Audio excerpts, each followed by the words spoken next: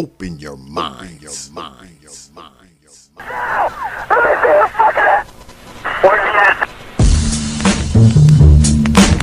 power. Hours of power. Hours of power. Hours of power. And so a community is where you control your police, you control your commerce, you control your education, you control your house. We don't control none of that. We live in a hood. Huh? Well, what about the Negroes that get out? Oh, well, see, my cousin, they say he's a multi-millionaire, almost at $1 billion. The popular thought city. 3 PhDs, working on 2 more. Driving down the street in Chicago in his Rolls Royce, enjoying himself, and he hear these sirens and look through the mirror and see this cop car flashing lights. He squeezed the steering wheel, man. Heart beats fast. Because he knows the price of a Negro, what it could be. And then when that cop car passed him by, he said, thank God he wasn't after you in the first place, Paul. That Negro thing you can't get away from. It's universal. They wasn't coming after you with all your millions, with your Rolls Royce, with your PhD. Didn't help. That's the hood. Huh? Why do you think you never pick up a paper till you read over and over and see white families? You think it's thousands of black cops in America. Why don't you see white families crying as black cops shot my loved one 40 times in the back of the head? Why do you think black cops are that? You think they're more spiritual? Think they're better? No! They got enough sense to know that white folks ain't gonna tolerate it. And I will stop in our neighborhood when we decide we will not tolerate it. Now, if we was organized, which is hard to organize people who are just gonna run crazy and you don't know you're crazy. But if we were, with the money we have, and the many people who would come to our aid that don't know what it's like to be a Negro, and we said, if we said, look, we saying, if we don't get a federal law to deal with police brutality, that anytime a cop or anybody carry a gun, have to have a license just like you used to drive a car. And if you use it wrong, then you lose your license. And if it's upheld, you can never work again as a cop or a store guard or a private detective. How do you get Congress to push that through? Well, you take your economic power and you call on your friends, black, white, young and old, and say, this coming Christmas, if we don't have a federal law to outlaw police brutality by law, then we call them for a nationwide boycott of Christmas and it'll start on Thanksgiving. Well, let me tell you what that means. 79% of all retail in America happens between Thanksgiving and Christmas. People stay in business all year, lose money just for Christmas, huh? Well, what happens now? Factory Avenue, Toys R Us, Sears and Roebuck, Westinghouse. They will get the bill, and all they got to do is make one phone call and say, Harry, that's the senator, I want that bill pushed through in 3 days. Okay, it's an economic thing. It's that simple. But we have the power, but the system has wiped us out so bad. Hours of power. Hours of power. Hours of power. San Antonio, Lincoln 6. Go ahead. Clear suspect down 10-4. 10-4. The officer's code 4. We have one suspect that's been shot. Open your minds.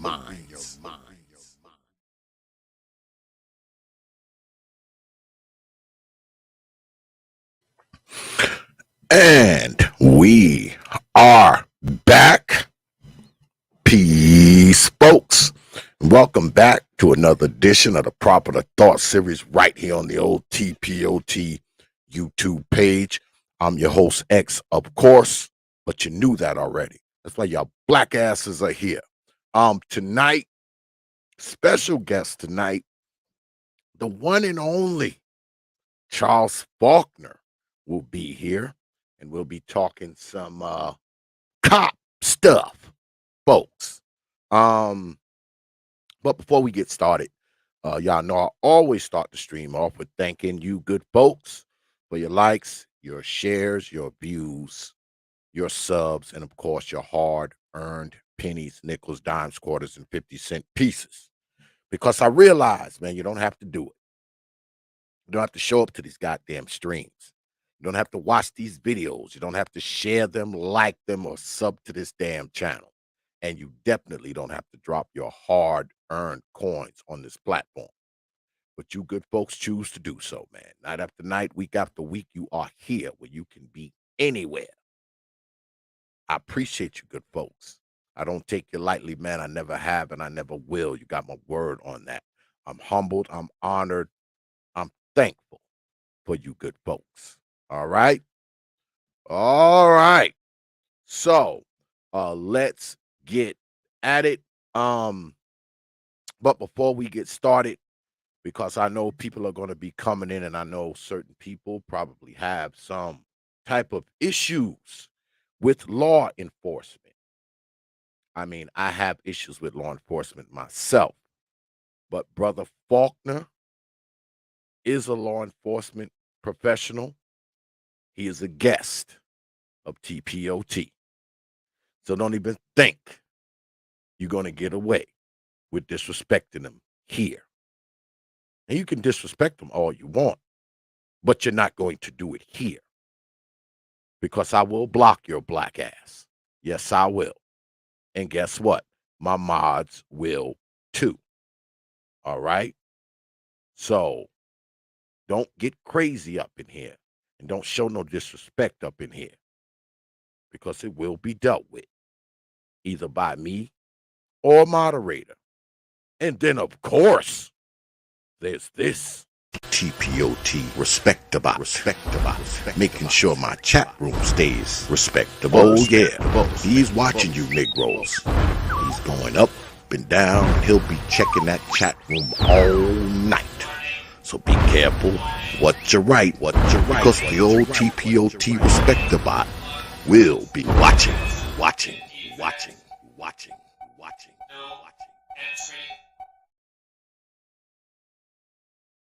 So don't be stupid.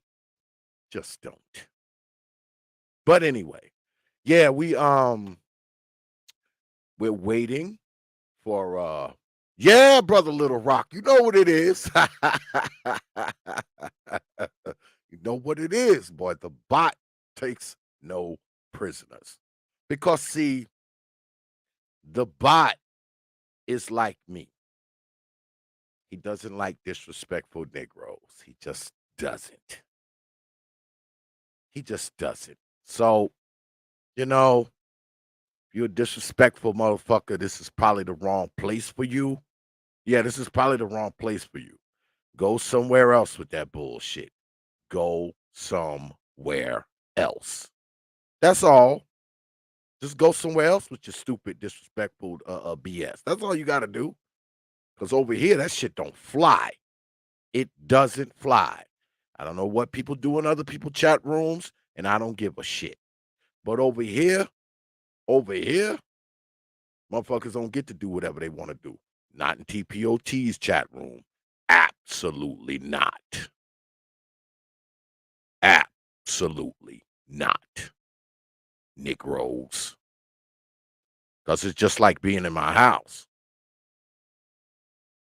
I wouldn't let somebody come into my house and allow somebody else to come in and disrespect them.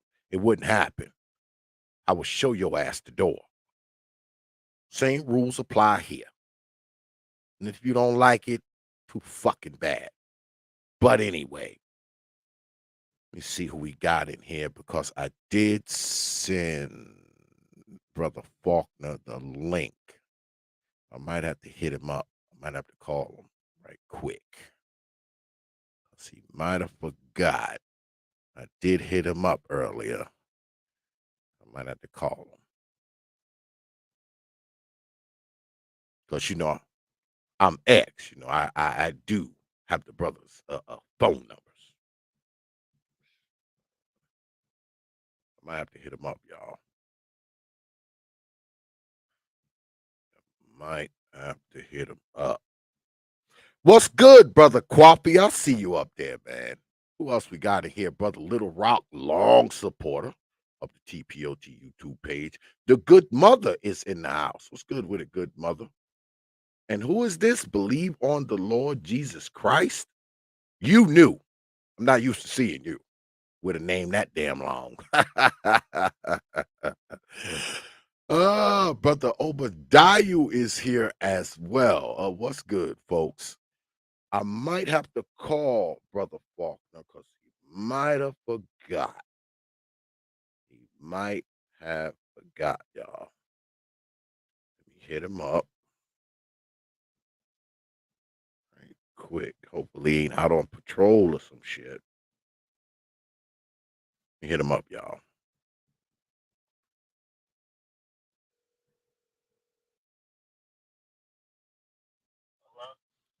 Brother Faulkner.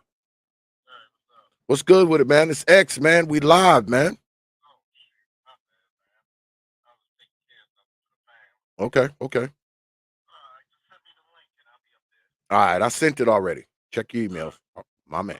All right. Yeah, y'all, he coming up. You know?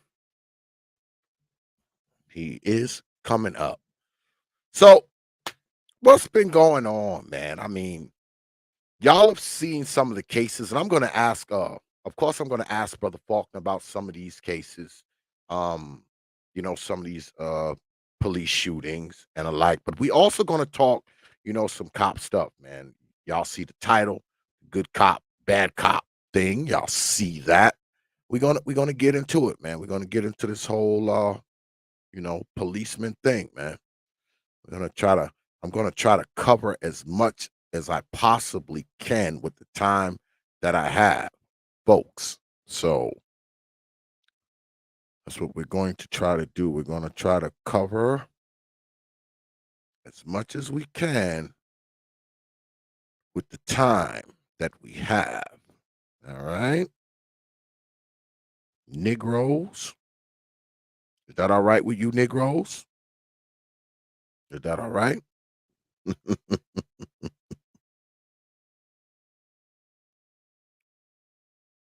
Brother Faulkner. Woo! What's up, man? What's good with it, man? Not much. Just chilling. Been a minute, bro. Been a minute. Been a minute. Just going through some little things with family and a friend. One of my best friends passed last week, and my aunt passed Sunday. So trying to manage with that. My condolences, man. That's thank you. A couple people all at once, man. That's tough. Yeah, it's tough. You don't even get a chance to get over one before another one comes, man. It's a tough deal, man. It's tough deal. It's one of those things, man. Damned if you do, and certainly damned if you don't. Oh yeah. I get it, man. I get it. But I wanted to have you on here tonight. Well, I've been trying to get you on here for a minute. like forever. All right. Full disclosure. I've been trying to get Brother Faulkner on here for a minute, y'all. And I was able to nail him down tonight. And I want to ask, we'll start here because I know a little bit about your background, but I don't know a lot. I know you're former military, right? And so let me ask you this: coming out of the military, why law enforcement? Why? What made you want to become a law enforcement guy? It's an easy transition, and when I started, it was a dream job. It was a very, a lot of boys play cops and robbers. I don't know what the hell they play now. It's that PlayStation, but it was one of those things where you get to be the hero. You get to be the guy who changes the weather and do something about it. Whereas though you have people complain about the community, you get to fix the community and how you get, leave it a little bit better than when you left it. And it was a very quick and easy transition from the military because it's a paramilitary organization, bar none. And it was the pay was pretty good and fun times. So I know you've been on the force for quite sometime. Are you a native? Are you native of Baltimore, or are you a transfer? I'm You I'm born and raised here, man. okay? Born and raised. People say, "Well, you don't sound like it." I said, "Well, Will Smith sound like he from Philly?" You do kind of sound like a New Englander, though, a little bit. You do kind That's of sound because like a New Englander a that's, little bit. that's because you enunciate your words. But most of the times, most of the Baltimorean accent is basically a mid-Atlantic accent anyway. A little Okay. bit from New England, a little bit from the South. So, and for most people tell me mine is kind of flat sometimes. So, So did did where you grew up, did that play a part in you wanting to become a police officer? I mean, did you grow up around did you grow up in the hood? yeah, grew up on Eagle Street, grew up Okay. on Patterson Park and Orleans Street. I grew up in the hood. You just because the hood is outside doesn't mean your house was hood. But Okay. yeah, I've been in the cut. Like I'm not some guy who claims Baltimore, but he's from Baltimore County or something like that. I was born and raised, graduated from Lake Clifton. It's just that you just wanted more. And I can say this: sometimes it will affect you because you really do develop this mentality to try to fix it as best as you can, however you can, and that probably played a small part of it. So are you the only member of your family that's law enforcement? Or Well, my no? aunt who passed, she did about 26 years with the Baltimore County Sheriff Department, Wow. and she was a veteran herself as well.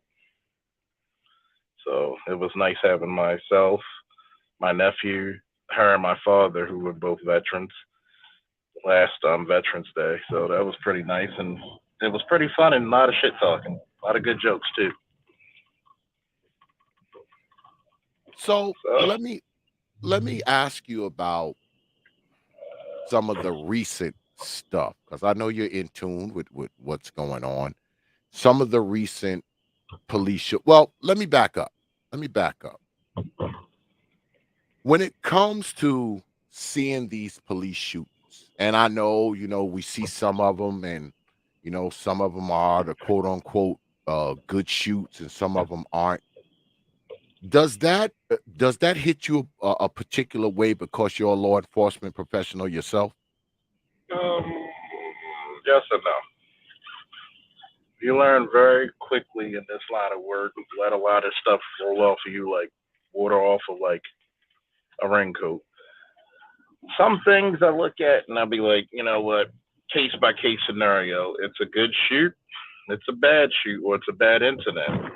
Like you had one video that I've seen where another cop showed it where the guy was like, well, they said you're being loud and you had a bunch of girls and the supervisor was there and they put his friend in handcuffs and I'm like, for what? There's no reason to stop him. Like, you know what? That's the shit that get law enforcement agencies sued because you had no reason to stop him. And you're just going off of the word and like, hey, everything, even if you just ask, everything's okay. Yeah, everything's okay. Nobody's arguing here. Y'all didn't get into it. He like, no. And instead of that one officer, of course, he was white, leaving it alone, it escalated. So it depends on the case and it depends on the scenario. Mm. So do you ever because I know Freddie Gray took place, right? But that was Mhm. in Baltimore. Mhm. When things like that happen inside of a department that you work for or a city that you work for, does the chain of command round everybody up and say, look, this dude died, on X, Y, and Z. Watch. We need to be careful about this, be careful about that. Or is it just another day at the office, even though somebody died? No, it's never another day in the office because there's always going to be a big investigation about it because that person's in your care. Like the whole thing about Freddie Gray when I read, Michael Brown and Freddie Gray's case. Freddie Gray, the part where the officers really fucked up because for little do people know, the medical examiner is his own separate entity. It does not answer to the police department. It does not answer to the state's attorney. It just gives their foundings, whether if it was one way or another. Nobody's going to risk their six-figure job for one lonely cop. Nobody. So when it was discovered that a lot of his wounds were self-inflicted, and a lot of people forget, the family had their own forensic investigator who agreed with the foundings of the medical examiner. So the problem with the police, what that officer did, you're the wagon guy. If that guy says he's sick or whatever, it's nothing to stop and call a medic and call whatever unit who's responsible for the arrest to sit with this guy. Play the game. It's always a game. I had a dude who pulled a knife on his child's mother while she was pregnant, stole her wallet and her cards, and next thing you know, I find him because I track him by his phone. Like, oh, you're in this area, so I saw him walk into a gas station trying to, I guess, buy something with the card. So of course I have him down on gunpoint. I'm like, dude, get on the ground. He's like, well, you got your gun out. If you pull a knife on a pregnant woman, you'll do anything to me. And he tried to say, oh, I fell and all this other bullshit, and basically played a game with him. Had the body cams on, the camera in the wagons on, and we waited for the medic. Two officers went with him, and I was about to type up the warrant, but they said, "Up, he's good." So okay, sent him down to central bookings. So a lot of times, police officers have to play the game, and a lot of times I see it when it's law enforcement issues. There's a certain air of ignorance that people don't understand procedures and don't know. So that's where the biggest mark of confusion always lie. But go ahead. Well, a lot of us black folk, we have these, our relationship with the police is usually, it ebbs and flows, right? We say, fuck the police and all this kind of stuff. And soon as something go wrong, that's the first people we call, which I think is stupid. But That actually happened at the Western District when they were doing the Freddie Gray riots. People were protesting. Little girl thought she was fashionable. See, fuck the police is just fashionable, and they want to yeah, just put up some signs and like I'm down with the cause bullshit. And then 5 minutes later, the same people that said fuck the police. Oh, there's a fire down the street. Can you help us? yeah, Pick a yeah, struggle. yeah. I'm gonna be That's a, what I'm I gonna be that's a, what I believe. I I'm believe gonna the be a same pro, thing. and I'm gonna do whatever duties I have, but pick a struggle. So does it ever get to you? Because some people are just really fucking disrespectful for no reason. And I know you've had instances where people have maybe disrespected you or disrespected your partner, just for no reason. Because I've heard you tell the stories of people. I've even heard you tell the stories of people trying to fight you. I don't know why they would do that because you a big ass dude. But do you ever get do you ever get to the point where you're like, damn, man, why am I still doing this? Um, it doesn't get to people, at least not to me, not because one, um, you become a pro. Some things you just don't like. You can say whatever you want as long as you don't put your hands on me. You put your hands on me, you're fair game. And there's many of people who put their hands on me. Yes, I'm going, and I don't care how it comes off. I will send you to the hospital. Well, you can say whatever you want. You have the First Amendment right to say what you want. I don't care. Oh, you're a bitch. You're this. You're that. Okay, I'll be a bitch as long as you don't touch me. As soon as you touch me, you're going to the hospital. And then I'm going to ask you, what did we learn when we take you to central bookings? Not to touch people. And And I've always been a pro. I've been around scenes where people say things that are just, you know, that are just excited utterance, just yelling because they're emotional. Okay, I get that.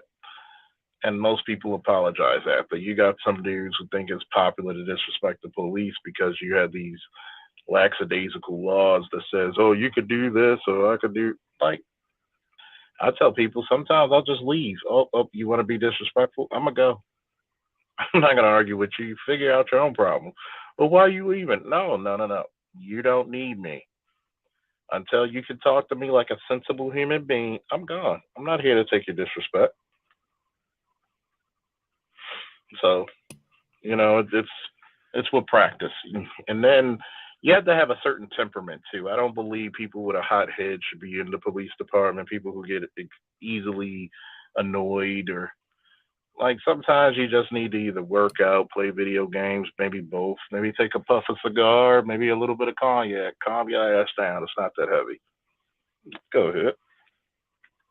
So if because we often see people end up getting shot when they get to scuffling with the police or in a confrontation with the police. So if a brother stand back and square off with you, y'all going toe to toe. You ain't gonna pull the gun or the taser.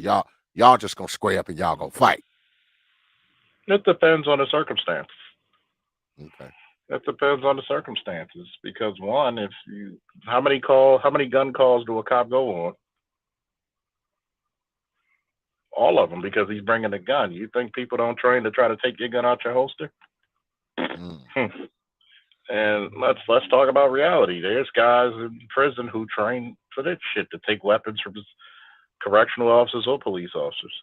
So yeah, I might be capable. Not all officers are equal.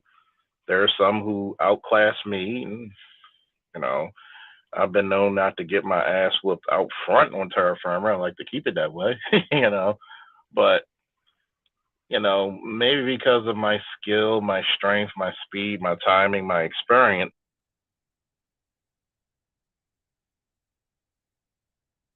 Well, you're Smaller. also like you're like a pro wrestler too, right? You're also a pro wrestler. So Well, I I mean, like you probably amateur wrestling. More amateur wrestling than pro. But I've done boxing, wrestling, MMA before. So the skill level. Here's the problem that people don't get, and I can see where the confusion for a lot of people get. Not all officers have the same level of strength. We all go through the same, well, at least in the state of Maryland. Maryland's one of the strictest and toughest states to actually become an officer. We all go through the 6 months academy and then the 2 to 3 to maybe even 4 month field training, and you're on a year probation. So you're still going through training with in service and also various other trainings that go through the year. Not everybody's gonna be able to bench press almost 500 pounds. There are some guys who are stronger than me. There are some guys who are faster than me. There are some guys who are smarter. I like to call myself the Goldilocks zone because I'm in the safe zone when when all those areas. There are some times when squaring up with a person hand to hand, yes, you should pull your weapon out. If you're not the greatest, if this guy is John Jones, like when he had the incident in Vegas, I'm pretty sure the officers had their guns out. He's a world class fighter. He's a 2 time light heavyweight champion of the world. Like he's really not even lost. Yes, you're not going toe to toe with him because his level of fighting prowess is greater than 99% of people walking the earth. If you got a guy that's substantially larger than you, yes, you're going to pull your gun out. So it's always about the circumstance and not just the officer.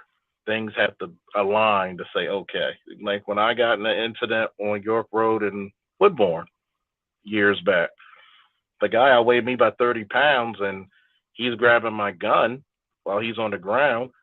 And I put him in what's called a Kimura or double wrist lock, and I broke his arm. He grabbed my knife on my pocket, and I grabbed it, double wrist lock, broke his arm. Some people say, well, that's messed up. Well, I could have shot him because he grabbed my weapon. That's deadly force. But circumstances dictate. Sometimes you could just go by just your presence all the way up to deadly force. It dictates very, very, very much so, but not all the time do you need to use force. I think a lot of people just need to utilize their ability to converse with others because we have an old saying, you can talk yourself in and you can talk yourself out of a lot of fights if you use the right verbiage. So, do you think that that's a thing? It, is it that when it comes to some of these situations, I mean, I see a lot of stuff, on the internet and on the news where, someone end up shot by the police and, some of them are questionable and some of them are not. Do you think that these things often happen because there's a lack of assessment? Because you said it all depends on, the situation. Do these things kind of go awry sometime because maybe the officer made a bad assessment of the situation? It depends. Because one, if I tell you, let me see your hands, and you put your hands in your pocket with a guy with a gun on you, like keep your goddamn hands in the air. And I look at it if we're just talking just from a black male perspective, too many of our black men are they're too emotional. And this is not me just shitting on black men because everybody knows I'm one of the guys who actually promotes for black male excellence. But from an honest observation of years of doing this type of work, they're too damn emotional because you don't have any male authority in the community to teach them. Boy, have some goddamn sense about you. I'm pretty sure you had some young teenager come up to you at some point thinking he could kick your ass, but he's trying to look fancy in front of his friends. But you being an older man, you thinking if this kid touched me, I'm gonna end the fight quick and brutal. And I'm like, that's the part about when we go through certain scenarios, when even the cop, and if you notice what a lot of these police involved shootings, are particularly are in West bumfuck counties where the training standards are not as high as you would have it in Maryland and other places. Notice you don't get from major metropolitan areas, you don't get those many police involved shootings unless the motherfucker deserves to be shot. Yeah, you might have some bad calls. Yeah, you're going to get that, unfortunately. That's just how probability works. But when we look at it, it's what I've noticed, you have a lack of cultural sensibility from probably from the officer, and also a lack of emotional control from the person. Like, yo, if he says see your hands, hey, keep your hands. If they put you in handcuffs, so what? You're alive. We can't argue a dead man's plight that well. We rather have you alive and fight it in court than have you dead. I'm not saying that, hey, that's the best scenario, but guess what? You're still living. That means you're still winning. And that's Yeah. what I see from it. It's you got emotion on one side and you got cultural ignorance on the other. Yeah. Because as a father to sons, I've always told my sons to, no matter what, man, what I want you to do is to survive the encounter. Um, Even if you believe that you've been violated, you go ahead and you go on downtown and get booked and bail you out. And That's how if you. if That's how you know That's how you know I'm in the city because you hear dirt bikes. yeah, I mean, if you've been violated, we'll fight it. I mean, I can't fight it if you dead. Um, Yeah, eh, I'm not going we to can get only your do. story if you laying in the street with a bullet in your head. Yeah, we can only do but so much, and unfortunately, that logical mind has been so nerfed in the black community, and it's shameful.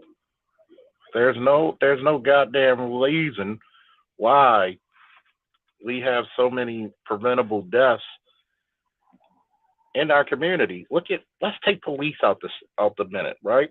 Just for one quick second.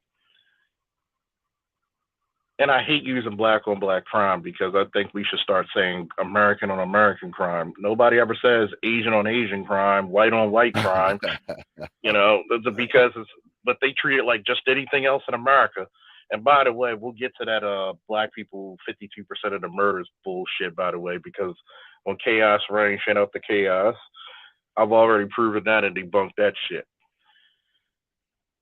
Just put a pin in that one and I'll tell you. One, all right. When you look at this and you see all the issues that go on inside this,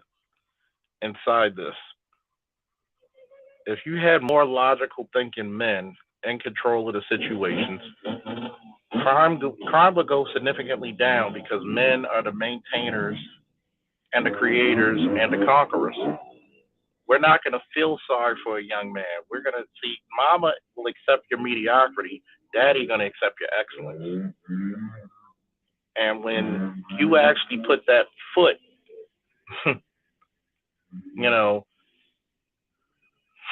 jokingly and literally in that child's ass and keep it there and guide them the correct way, you're not going to get these many issues of deaths. Yes, you're going to have some bonehead cop who should have calmed his tombstone courage ass down. And there's times I had to tell a cop, yo, calm the fuck down. Calm down. Don't try to get this drug lock. You're locking up a one-pill junkie. How is that solving crime? You fuck up. None of these fucking commanders who give you these attaboys are going to remember your name. They're going to act like they don't even know you. And they were like, damn, I never thought about it that way. Yeah, you should. But go ahead. So is that a thing, Brother Faulkner? Is that a thing down at the barracks? Well, the district. We have districts in Baltimore. Okay. So are cops in competition with each other to see who can write the most tickets, who can get the most felony arrests, who can get the most, misdemeanor arrests? Is there competition down there? You have some. Of course, you're gonna whenever you got people in an organization. Of course, some are gonna try to make it competitive. Some are. Can we have quotas? No, it's illegal. No. Even mentioning a sort of quota, saying I want 5 tickets today, you get the shit suit out of you. And it goes by. People say, yo, I heard about the quotas. Yeah, back in the 80s, maybe the early 90s. You mention that fucking quota shit, you will get sued. So you're not being told before you go out, I need you to write 25 tickets today and have 5 arrests today. I'll put it to you this way. There's some, I'm going to put it to you this way because I'm going to suspend the belief of everybody. Cops rarely arrest people. Very few arrests. It seems like a lot because, for us, we're the 8th largest, one time 7th, but currently the 8th largest department. But cops try to avoid that shit because you're the one who got to write up all these papers. Remember, you got to do the statement of charges, statement of probable cause, write your report. Let's say if it's like a robbery, submit whatever evidence you have. Somebody who's on the scene, he's got to stay and write a follow-up. It's a lot of paperwork involved, and it's very time-consuming. And sometimes, let's say if you get a late call, like the one that I told you about with the guy who, Jesus Christ. Well, she's built like a New Year's Day. Sorry, I'm a little distracted. Yeah. But it happens. Say what you want about black women. Ain't too many built like them. Love it. That's a lot of consuming. Like the one call I had with the guy who put the knife up to his child's mother's neck. That was at 6:50, and the time I get off was 7:00. So I didn't leave the station till like damn near 11 or 1, like about 11, close to about 10, 11. So, and yeah, it might have been overtime, but when you're having a busy night or you're tired, fuck that money. That's how you thinking.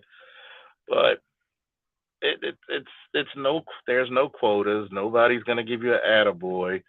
I mean, if you get a gun off the street, they will acknowledge you and put a gun in your spot, like, hey, he's got this gun.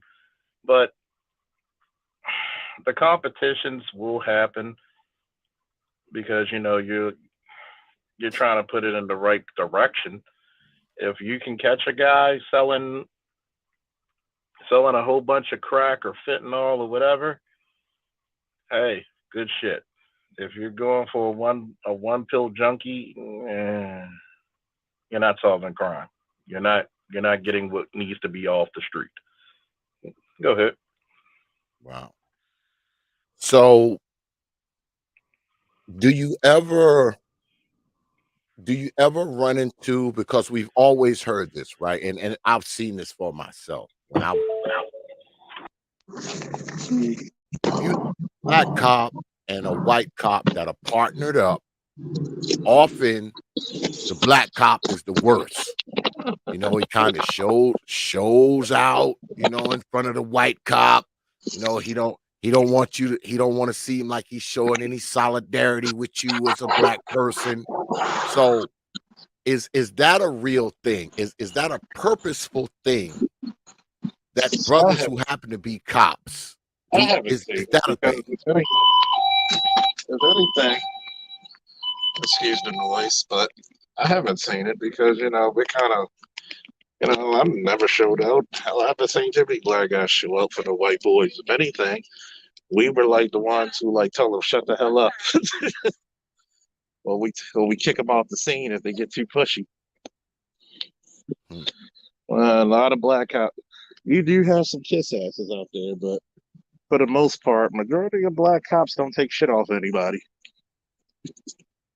Hmm. The days of showing off for white boys are long gone. Ah, Them days are long gone. You tell them how you feel. Hell, you seen black officers get into it with their supervisors, whether they're black or white. Hell, I've even had incidents where I'm like, look, do we got to go in the back and handle this like men? well, let me ask you this. Is that a thing with female cops? Do female cops try to, I don't know, show that they're just as good as the men cops or Female just cops as try to tough? get smart, but the best way to handle female cops is to shit on them like you would do a male cop.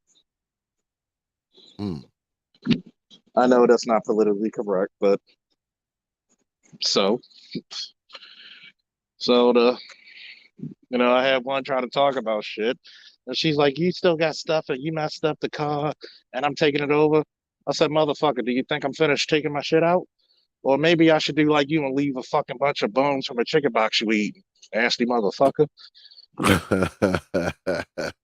And have you ever been partnered with a female cop?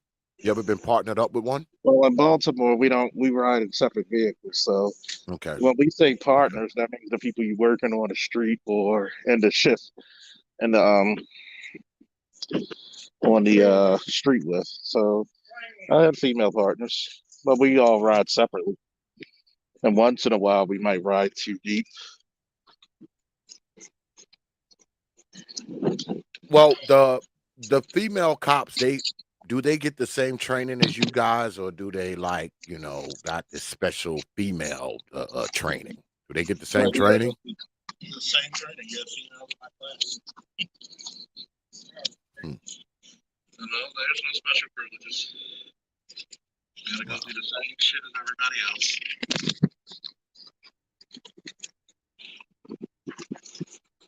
Well,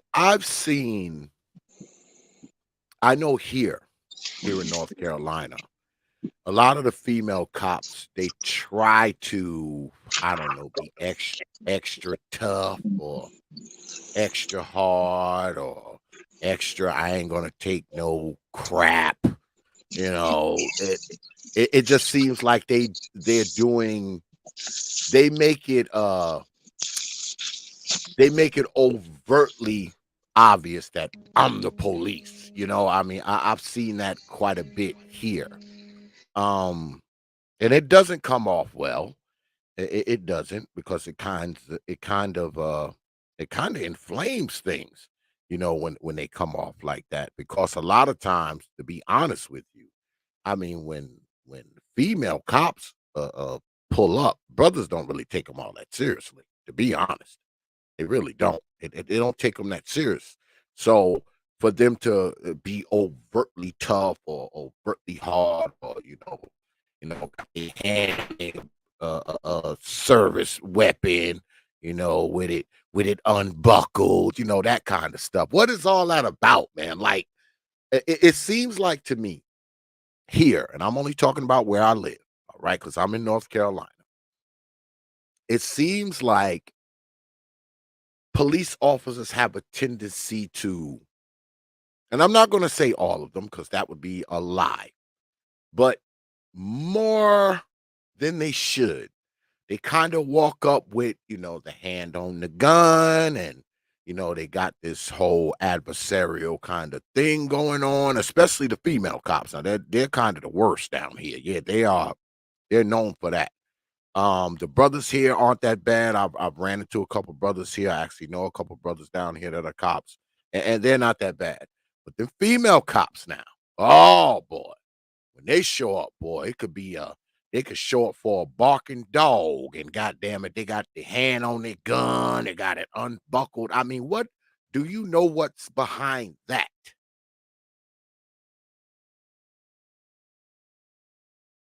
You muted, brother Faulkner. Sorry about that. Well, so you got some people who trying to boost themselves up to do this, and you got some well-meaning female officers. I mean, you got some who try to act tough at the most, and they get shown very quickly that you're not as tough as you think you are.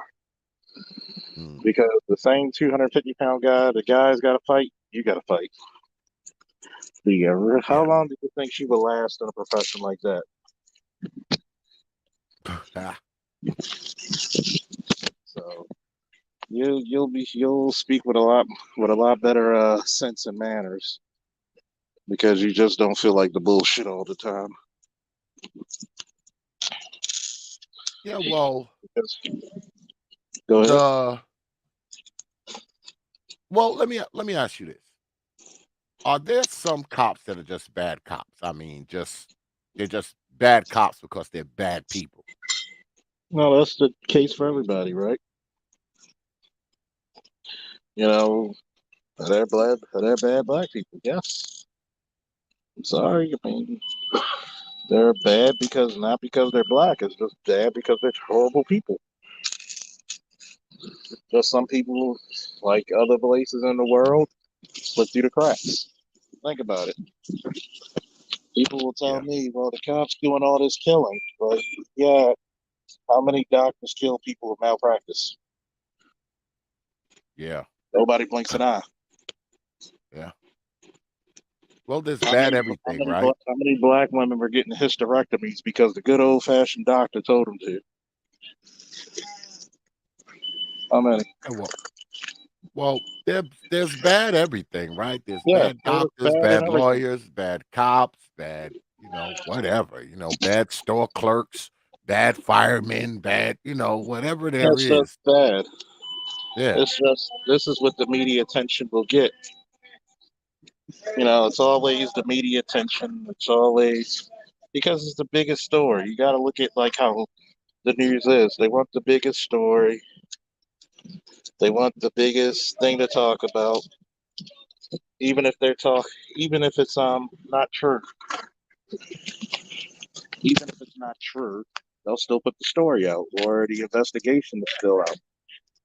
Now, nobody ever tells them to come at them and say, "Hey, you didn't tell the proper story."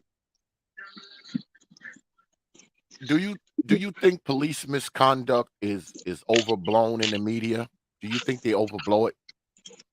Yep, some of it depends on what it is. I'll say Do you this: Go ahead. there's some incidents that a senior officer or supervisor can handle and correct the situation. And there are some situations that are out of their control where it has to be investigated. So, so depending on the situation, you know, you could grab him by the neck and walk him and be like, look, that's not the right way to do that. And there's other situations where there's going to have to be some type of penance paid, meaning loss of money, loss of days, loss of leave, whatever. There's levels to each thing. But police misconduct, I mean, there's some things that are blown out of proportion like others. Now, I'm not saying you go out there and you take the right to beat the hell out of people.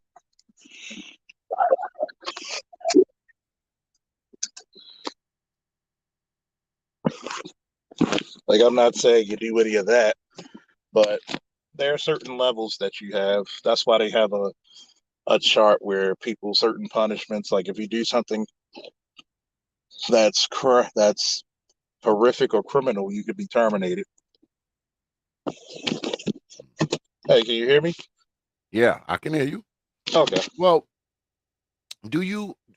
police officers have a certain degree of discretion, right? Like, Yeah. for instance, if you walk up on a guy and say he's got a joint or half a joint that he's smoking, that's kind of within your discretion of whether you're just going to take it from him or lock him up or something Depends on the else, circumstances. Like, you right? got some people who basically, there are some people who do talk themselves in a cuff, where you're like, okay, you know you're wrong, give me the stuff, I'm gonna get rid of it, submit it. And then you got some guys who want to start a fight over something that could be handled like, okay, give me the stuff, you walk. Mm. You got some people, once again, to that emotional shit. No, you ain't gonna talk to me like that. And next thing you know, they're being arrested. And I'm like, why did you go through all this shit just to get arrested? When all you had to do was just give them the shit and just walk about the business. Mm. So do you think that contributes to things like, you know, because I've seen some things, you know, on the media where things have escalated because a brother may not have wanted to show his ID. A brother may not have appreciated the fact that, you know, the police were talking to him, and it escalates. And the next thing you know, they scuffling, and now he's in handcuffs, and or shot, and or tased, and or pepper sprayed. I know that plays a part in it, right? Because some people, I mean, for whatever reason, they like to hold court on the side of the road. And I've always told my sons, don't try to hold court on the side of the road, man. You hold court in the courthouse. So a lot of these things that I see start out as very minor things, and they escalate into something else because of the interaction between law enforcement and this particular person. So, well, I know you guys get de-escalation training, right? So, is it a point where you are like, okay, that's it, no more de-escalation, this guy's going to jail? Or do you go above and beyond to try to quote unquote de-escalate? But I'm not talking about like physical, you know, somebody like yelling at you and all that kind of nonsense, calling you what the hell do they say nowadays? They say Jesus, I forgot what these motherfuckers say now. They call the cops some other shit now. They don't call y'all 5-0 no more. They call y'all some other shit. But they're saying that. So is there ever a point where you're like, okay, de-escalation over, out come the cuffs? Circumstances dictate. Mm. There are some times when I'm like, look, like where I'm talking to a guy and he doesn't want to, and we know who the guy is, and we run his information, or let's say we stop his vehicle. I don't need to give you my license. Yes, you do. Mm. And people will swear you up and down they know the law. You know, I think that's one of the major problems with black people. They argue with the experts or something, and then they get mad when the experts tell them, no, that wasn't right. No, So, didn't you know, Brother Faulkner? We're all lawyers. yeah, they're all lawyers, they're all doctors. The doctor could be poisoning you for like X amount of years. Nobody can complain about that. But when you try to talk sense to people and be like, look, you can't do this, this is illegal. No, we's from the earth. We could get to smoke it, we get to do that. I'm like, it's decriminalized. You still can, it's only 10 ounces and under, but you can't be walking around with it. Yes, you can be still citation for it. Mm. Yeah, because there's a difference between something being legal and something just being decriminalized, right? Those aren't the same things, are they? Correct. It means to a certain limit, I'm not going to lock you up.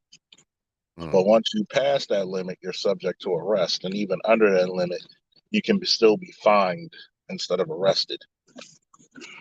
And if you don't pay Yeah. the fine, that can turn into a warrant, which will go for your arrest.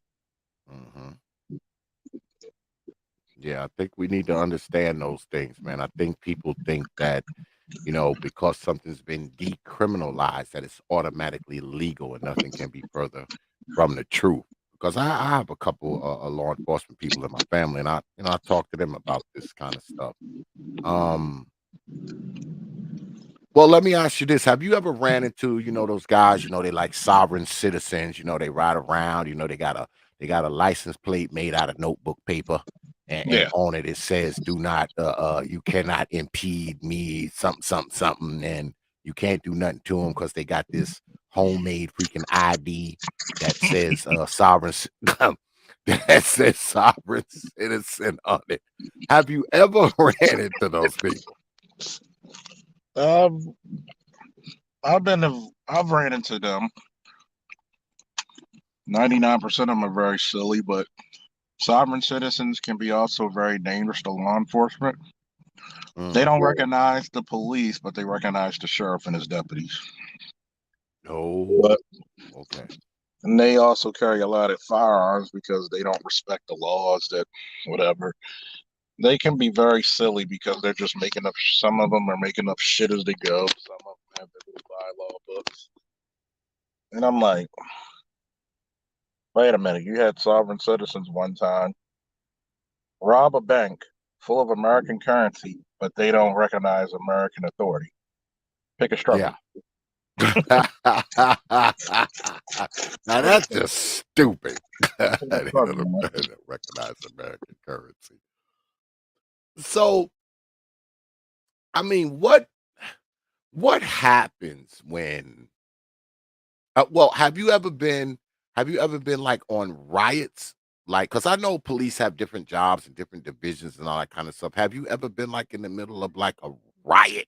Like a real riot where they breaking in windows and setting cars afire and all this kind of nonsense. Have you ever found yourself in the middle of that kind of crap?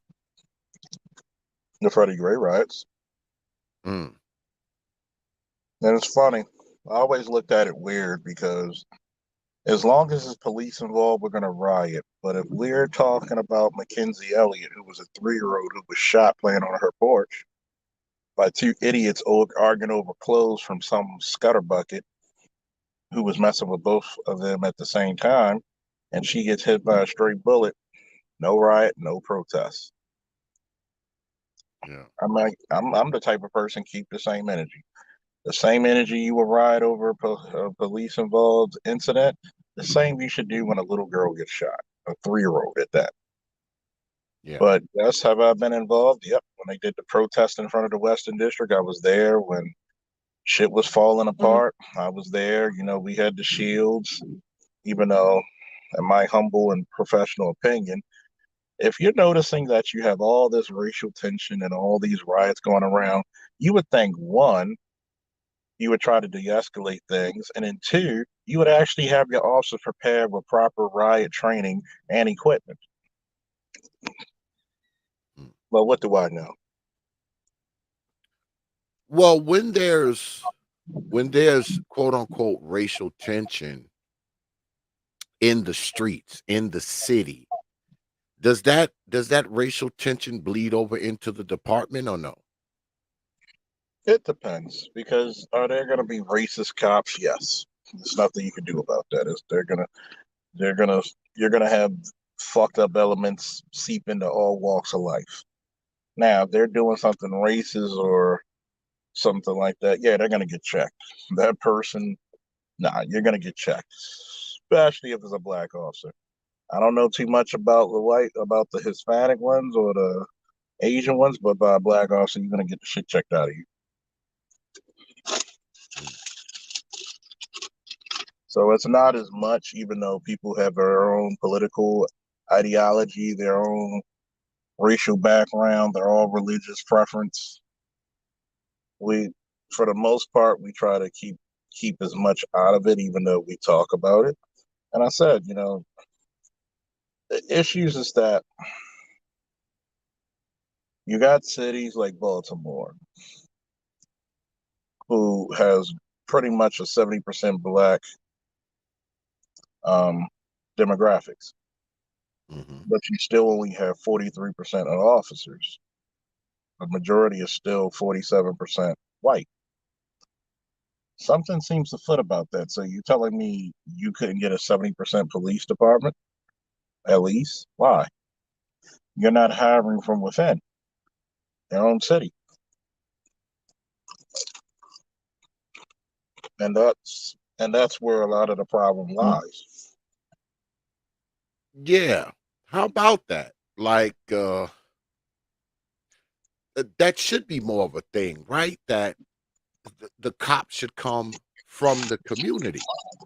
But is that a problem with the department, or is that a community thing where you don't have people applying to trying to be into law enforcement, whether it be police or sheriff or whatever, or is it a combination of both? It's a combination of both. And I'll once again we'll take police out of it, right? There's certain jobs that you cannot have a dirty record. Hmm. Don't go out here and get you fucking up your record. Don't out here committing out here all kinds of transgressions. Because a lot of people in the black community did not figure this out. Things come to bite you in the ass later in life when you need them the most. Yeah. And it's also hiring hiring from police from within the city. A lot of there are probably people who think, well, if I hire this person from the city, he probably knows this person or he might be involved in this. No, it's not always the case. You spend money to go to Puerto Rico to hire officers from there. You go to West Bumfuck, Pennsylvania to get some, or Iowa to go get some police from there who never even met a black person. Like, you have to do better with your cultural and recruiting practices. Hell, they need to do a better job with their retention practice.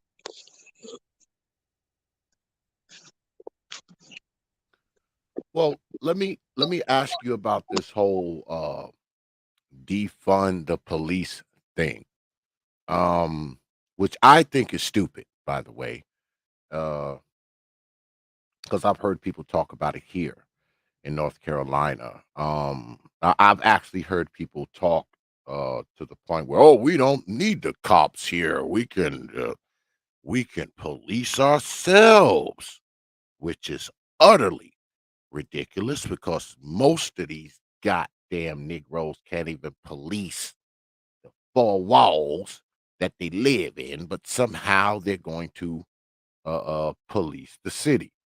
So what's your take on that, man? What's your take on that whole defund the police thing? If I hear anybody say defund the police, I'm just gonna automatically assume you're the dumbest motherfucker walking terra firma. That's what I think, man, because especially people who talk the "we need to police ourselves" shit, right? Like, I just can't imagine. I just can't imagine calling 911 and Daquan Avius show up or Daquanita show up when I call 911. I just I can't imagine that shit. You know, All it's right. funny. People talk about the training. I have my transcripts and all my in service from all the years because I'm recently out of the department. So, hey, injuries, and it's time to go. Put in good work. So, hey, the VA said we'll take care of you. Hey, pretty much I got 2 retirements. What's Mhm. up with that? So, you know that I have like about 45 credits just from the academy alone. Mm. So, there has to be some proper, intricate training to be a cop. You have to go through defense tactics, EVOC, which is emergency vehicle training. You actually have to be certified with your sidearm, with your baton, with your pepper spray, with your taser, with defense tactics, with your writing, because an English teacher comes and teaches you how to write properly, with a lawyer or a law professor, because we had a lawyer who was also still practicing law, and a part-time professor teach us the law. You have many different aspects. You have to go through mock trial. You have to go through all these different aspects of. So when I hear a stupid ass individual like Colin Kaepernick who says, "Well, hairdressers go through more training," um, let's rethink this shit because law enforcement is a very fluid training center. Yes, you have to go through a standardized training to start.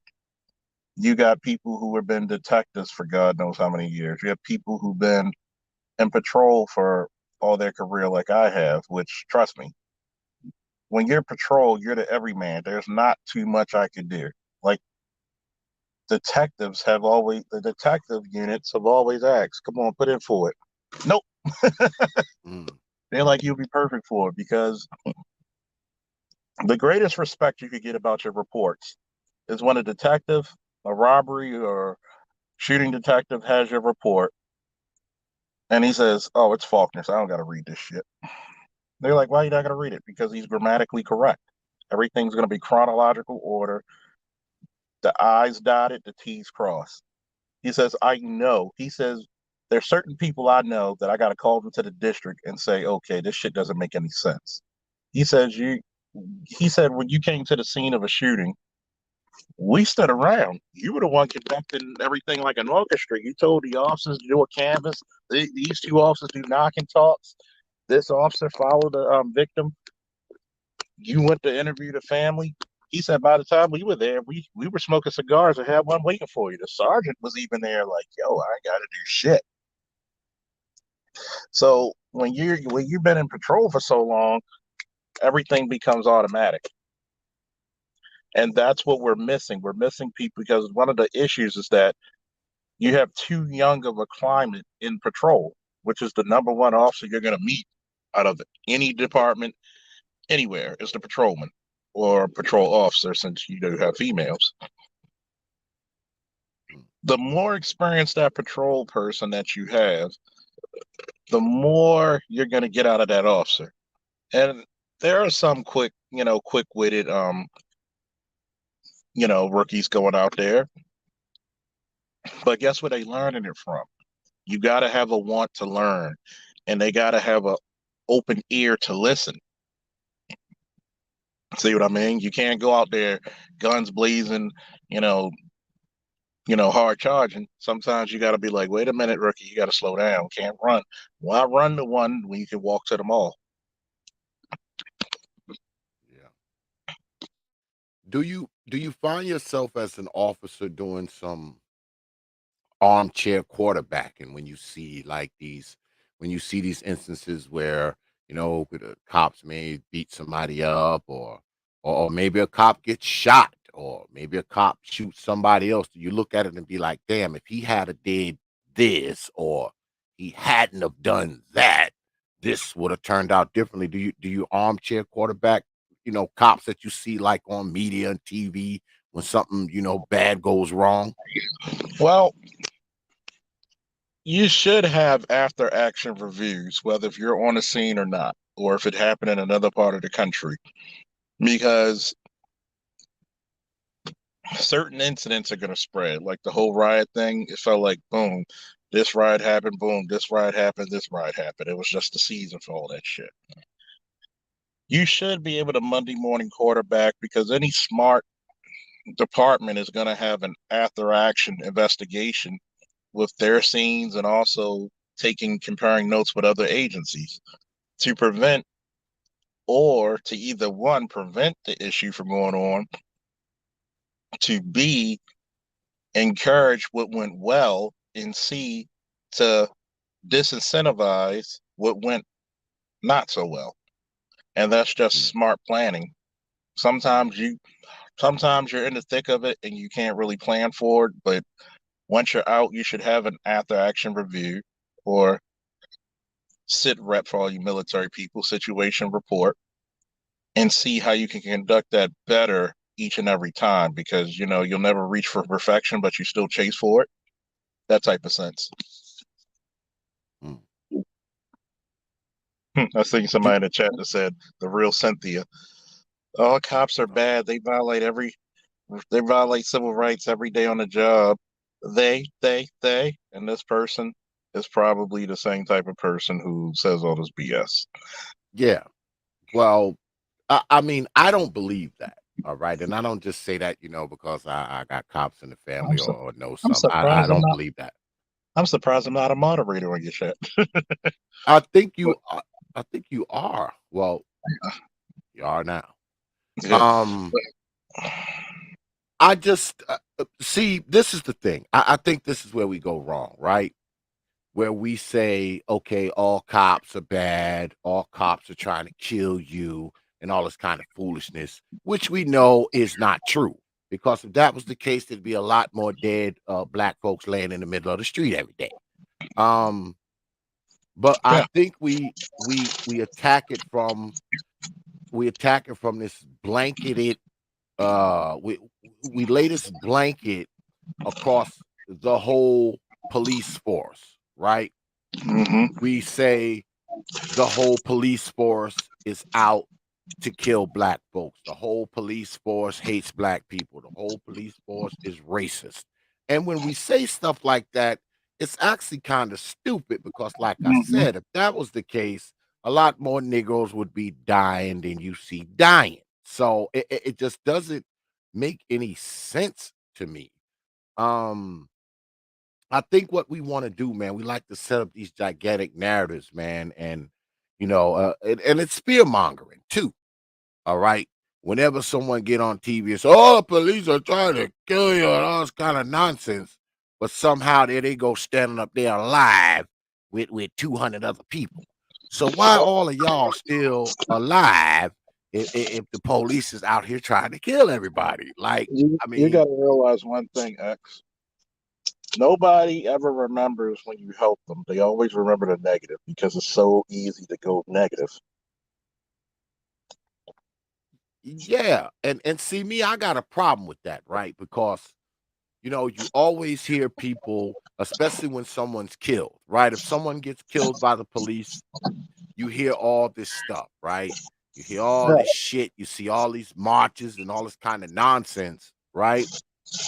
And then these very same people who claim that the police are so bad, that's the first thing they do is when something goes down, is call these same people who you claim are so bad, especially when you're talking about the women, right? Because it's always kind of the women out there, fuck the police, they killing our men, blah, blah, blah. They want to stand and march when one of us is laying in the street with a couple 9mm bullets in our skull. But they are usually the first ones to call said police on said brothers who they say are trying to be killed by said police. So that perplexes the hell out of me, because if you're on this thing where you think the police are just out to kill black men, it would seem like you would be somewhat reluctant to call the police on Think black about men this. so readily. Think about this. How many black women call the police on their men? How, Mm, go ahead. it's crazy because if you knew that and you're saying by your logic, you just signed their death warrant by your logic. Yeah, yeah, And here's the craziness of it. If the police are doing a bad job of killing you, we're doing a shitty job of it. yeah, Like yeah. I'm gonna go back to what I said, put the pen in. Black on black crime, right? You know, that mythical shit that nobody else ever by their racial demographic ever gets called out over their bullshit. Mm-hmm. They say we commit 52% of the murders at 14% of the population. Houseway, when white people outnumber us 1 to 7. Mm-hmm. Murder is automatically what?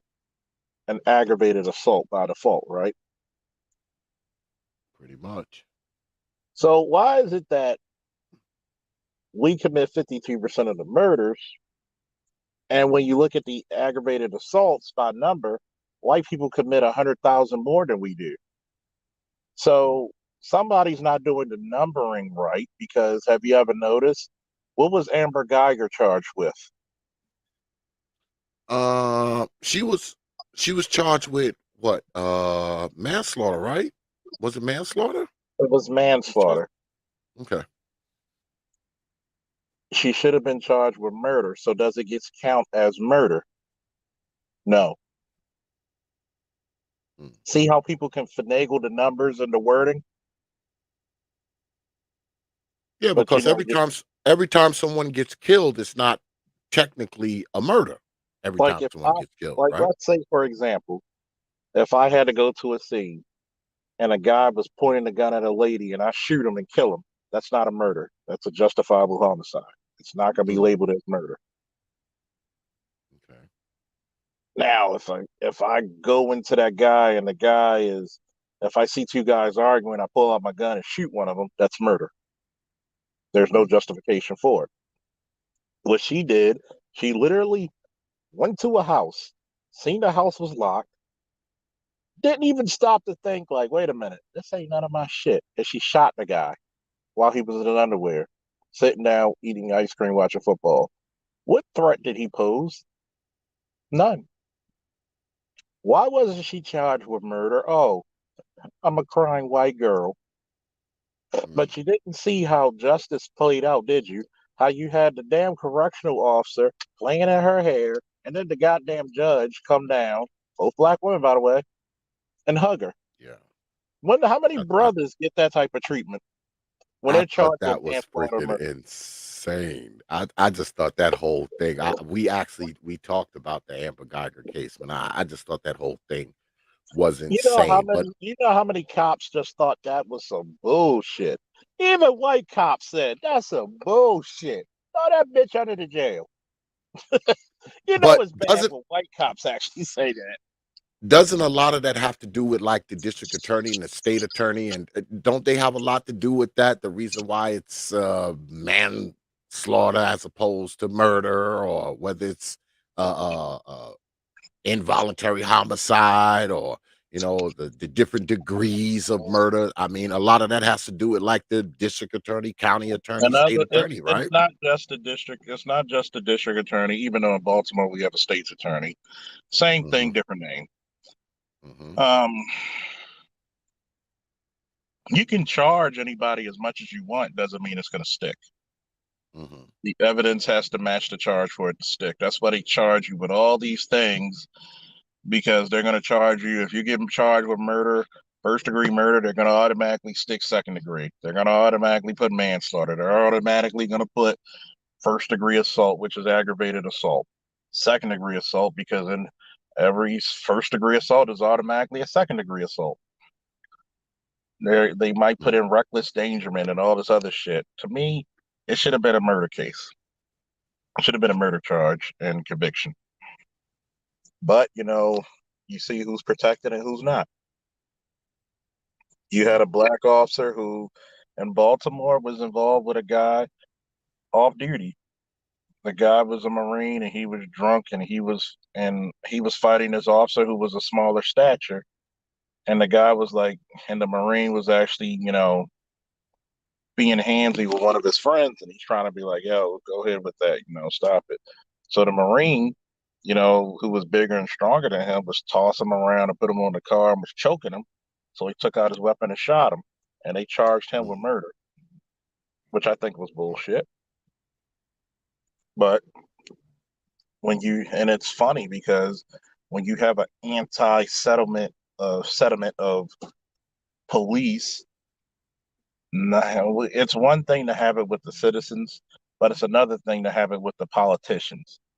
You have mayors and all these people talk about how they're going to defund the police. I'm going to say this shit. This might be controversial.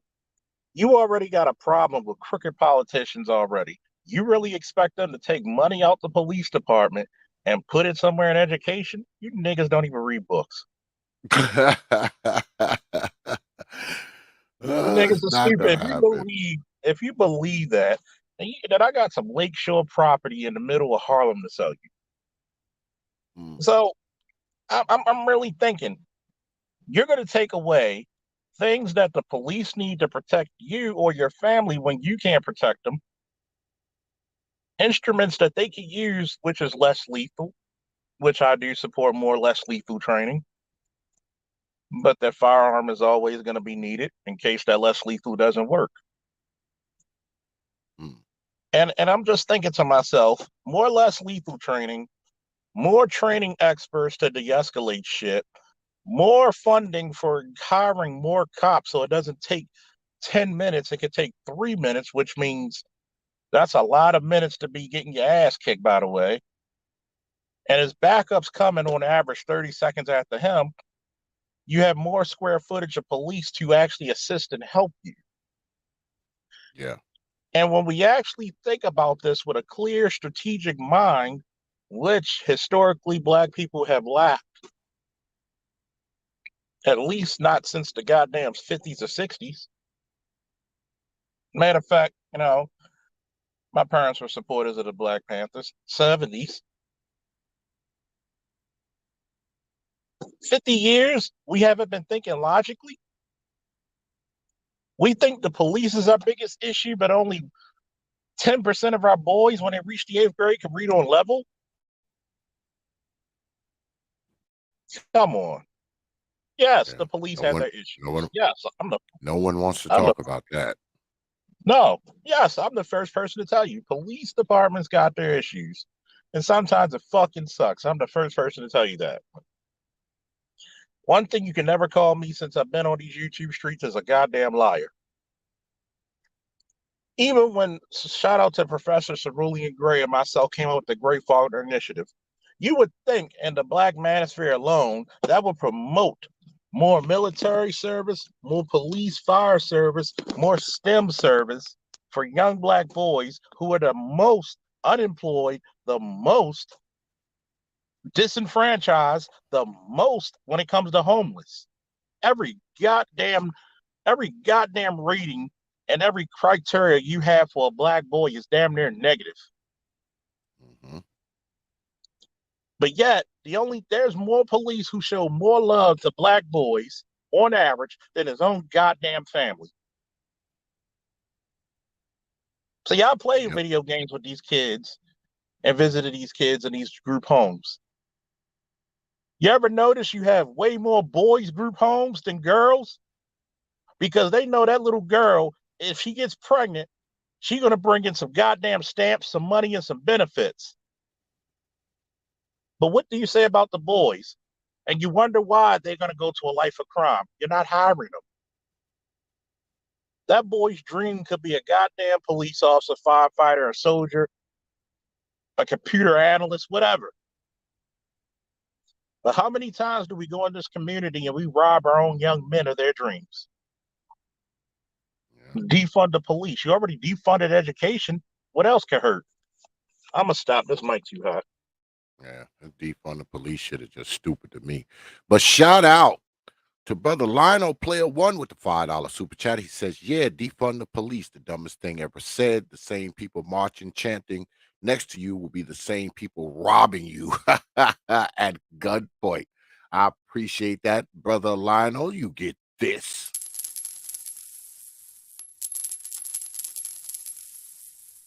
I appreciate you dropping your hard-earned coins on this platform. And also, shout out to my Chi-Town brother Perfect Black with the $10 super chat. He says, Officer Faulkner, what are your thoughts on the black teen in New Jersey cuffed by cops while older white kid was treated gently and not cuffed? That was obvious bias. What should happen to them? I appreciate that, brother Perfect Black. You get this?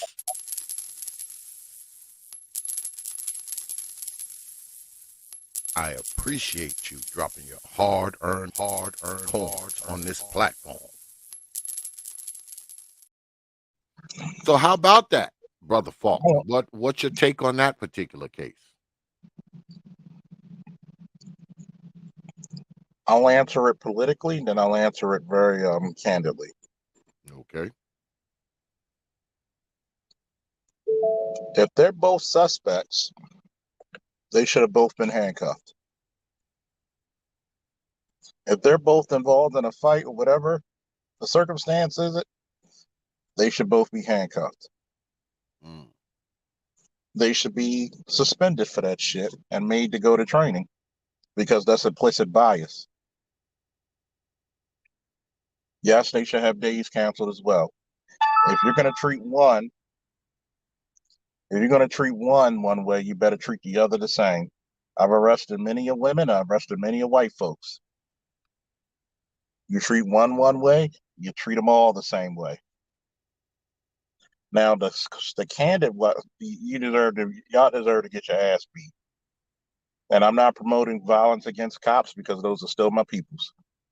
But they deserve, the people of their department, their precinct, or their district ought to whoop their ass because that's some implicit bias as a motherfucker. See, a lot of motherfuckers, if they were seen doing that, you get punched in the face when you go back to the station house. Or you get somebody screaming down your neck about that little Jim Crow shit. What's up with that Jim Crow shit you just pulled? Mm. That's some fucked up shit. You treat them both. If they're both suspects in a crime, you handcuff them both. If you stop them both, you treat them both the same way. If he's handcuffed because you perceive he's more dangerous than that white boy, that's bullshit. I'm gonna stop right there. Well, let me ask you about the Amir Locke case. The young fella, he was in Minneapolis. I'm sure you're aware of that. They ran in there and they say he got up, he was on a couch, he got up with a gun and they shot him and killed him. What's your take on that case from what you've seen?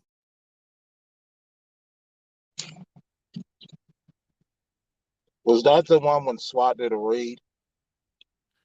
Well, actually, they did. I guess it was a no-knock warrant. They had the key. They went in. The brother was in the living room. He was on the couch. He jumped up.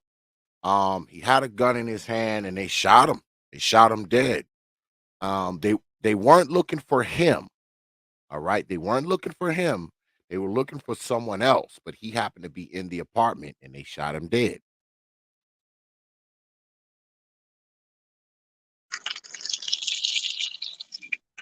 I'll say this.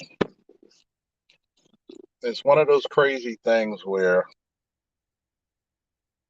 They had the right to be there because of the warrant. Depending on his record, he had the right to defend himself in his home with a firearm. You go through you go through fucked up situations like that. He's thinking that somebody's breaking in the house. If he has nothing to do with it, I'm just speculating because I'm not too familiar with it. I think I might have seen footage with it if it was the SWAT guys. I Yeah. believe one They of the woke him. officers. He I he was believe one of the sleeping. officers was shot. Yeah. One of the officers, one or two of the officers were shot, and of course they're going to return fire. And it's one of those fucked up situations where I don't know what type of record, or if he had the gun or not. Most people, even if you don't have a record or somebody breaking in, they'll still grab a weapon or a firearm. I understand that. We live in the world. It's a fucked up situation because when you're going into the house, you're preparing for a worst case scenario. And you're hoping not for the worst case scenario. Everybody's still living, but once you ring shots, it's going to be automatic. They're going to shoot back, and that's a mind fuck right there. You got to be a very demented cop who wants to go and automatically go out there and shoot a guy for no apparent reason. You got to be demented. Yeah, and that's the thing, right? I think a lot of people truly believe that every single one of these cops who have shot someone or killed someone, that when they woke up that morning, they just got up, put on their uniform and their gun belt and everything, and say, you know what? I'm going to go kill a black person today.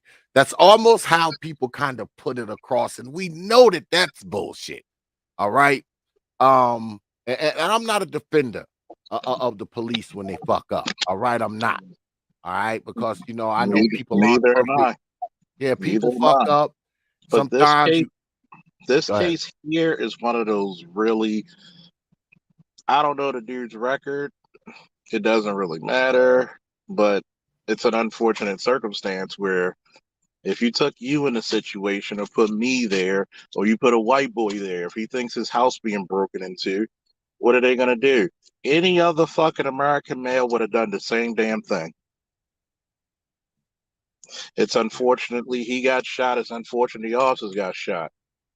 Every time you go to a building raid, you knock on wood and pray to whatever God you believe in that everybody can come out safe, even the bad guys.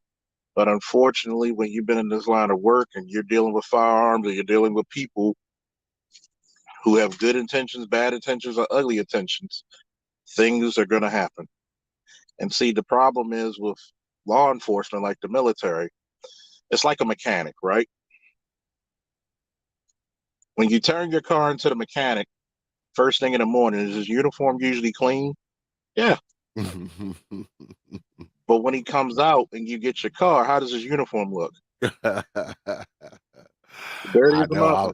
I'm a mechanic, goddamn it. I'm clean when I first go. When you see me, boy, you don't recognize Yeah, me by the end of the day. yeah, and that's how it is. And that's the same exact thing with law enforcement and military. It's because most people in this country, only 1/2 of 1% at any given time in the country's existence, have defended it. To Mm, give it more perspective, it's just like that mechanic. Most people do not understand the day-to-day workings of their vehicle. You probably known how so many people will ride their brakes till they're paper thin. They mhm, will drive their car till their engine is bone dry of oil. mhm, And people don't know what's the inner workings like. They just want to make sure when they press that button or they turn that key that the car works. yep. That's the same way with policing. Nobody knows what the fuck going on. And trust me, one day I'm gonna sing you some of my records and see all the criterias I had to do and I had to go through when I had to actually complete. And then it's funny because I forgot how high I scored. I was in like shit. You scored almost had a 90% for all my tests overall. About what 88.9, almost 90%. So when you have all these criterias, it's funny. You go through this shit and you always thinking best case scenario, but unfortunately, you're gonna get dirty. I've been on the ground wrestling, fighting, you know, knuckling up. Ken Shamrock said it best one time. Sometimes you get in a fight, all you see is fists flying, feet flying, and people's bodies flying. And God knows that's the truth. There's sometimes you gotta hug a person because they lost their father when you respond with the medics, and you gotta hug them. That's all you could do.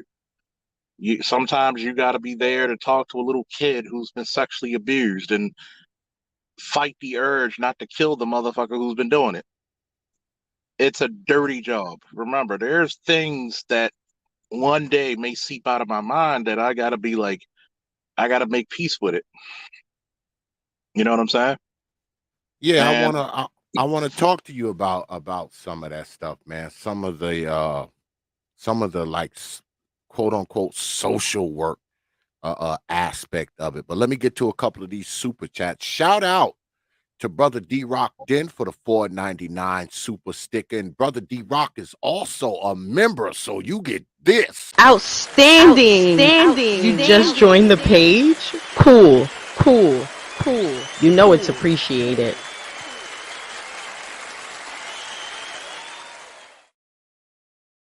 Appreciate that, Brother D Rock, a longtime supporter of the T.P.O.T YouTube page. And shout out to my Chi-Town brother again with another $5 super chat. He says, Officer Faulkner, have you ever had to check a white officer for racial bias? If so, was that cop disciplined? Appreciate that, brother. Perfect Blackness. You get this.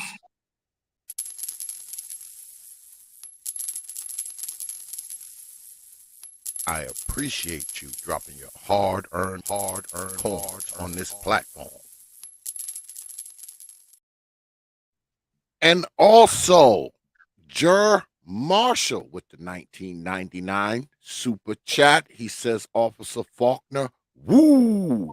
What is your take on the mass resignations of police officers across the nation due to you know what mandates? I appreciate that, brother Jer. I hope that's a brother. You get this. Uh-oh. A big coin drop on the platform. well, the answer, Go ahead, brother. to both, Faulkner, my bad. answer both fairly.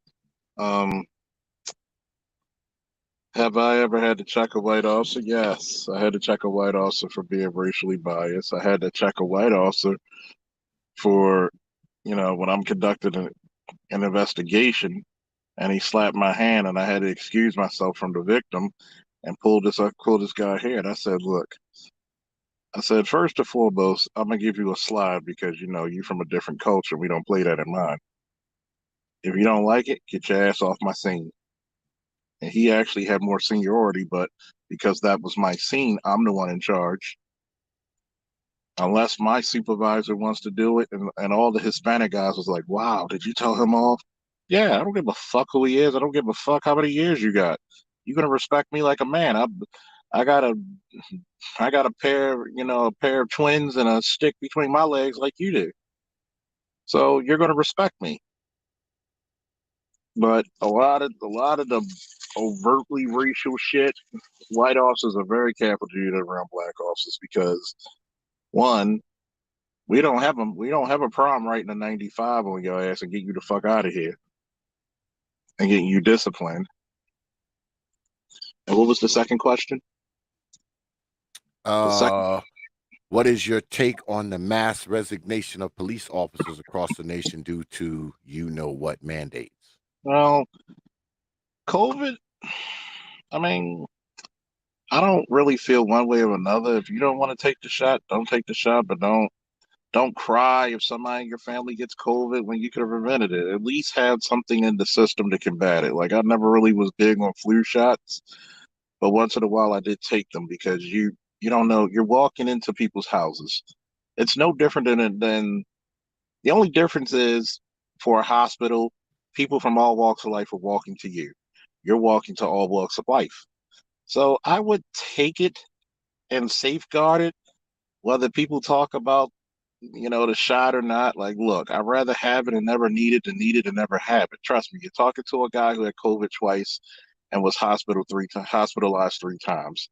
You don't want to fuck with that shit. You want to get as much immunity in your system as you can. Now, I would check. I would be, I would be very diligent in checking to make sure you have no allergens to the shot. But try to protect yourself and your family at all costs, man. It's not worth trying to be a contrarian just for contrarian's sake. Yeah, that doesn't make any sense. Has that affected you guys though? This whole pandemic thing, has it changed the way policing is done now? Yeah, yes, because now you're gonna have more you're gonna have more things over the phone. And when it first went out, they had something where they were not gonna go out unless it's, excuse me, a part one crime. A part one crime is anything that's a burglary and above, a felony at least, like a burglary is a felony up to, robbery, murder, of course, or sex offenses. They weren't coming out unless it was a part one crime. So it had I think they changed it now, but it's funny because you had to evolve and do different things and have different mandatory, like they were handing out basically hand sanitizer and disinfectant kits for the vehicles and everything, even though anybody who's a smart ass already had the shit. I always had Lysol and disinfectant wipes, just as handily available as my weapon. So I would wipe that damn car down. And a lot of times you go to the scenes of people's houses. Not everybody lives. There's some people who actually live pretty foul, by the way, and you have to judge that accordingly. There's times I would Lysol the bottom of my damn shoe, of my boots, and I think that you're gonna have more technological things going on. Like, excuse me, like for one instance, they have on their police website where you can report anything, like, let's say it's a small like a theft or damage to your vehicle. Sometimes, like, I think you can report, I think if it's something in an auto accident or, like a small theft, they can report it and get a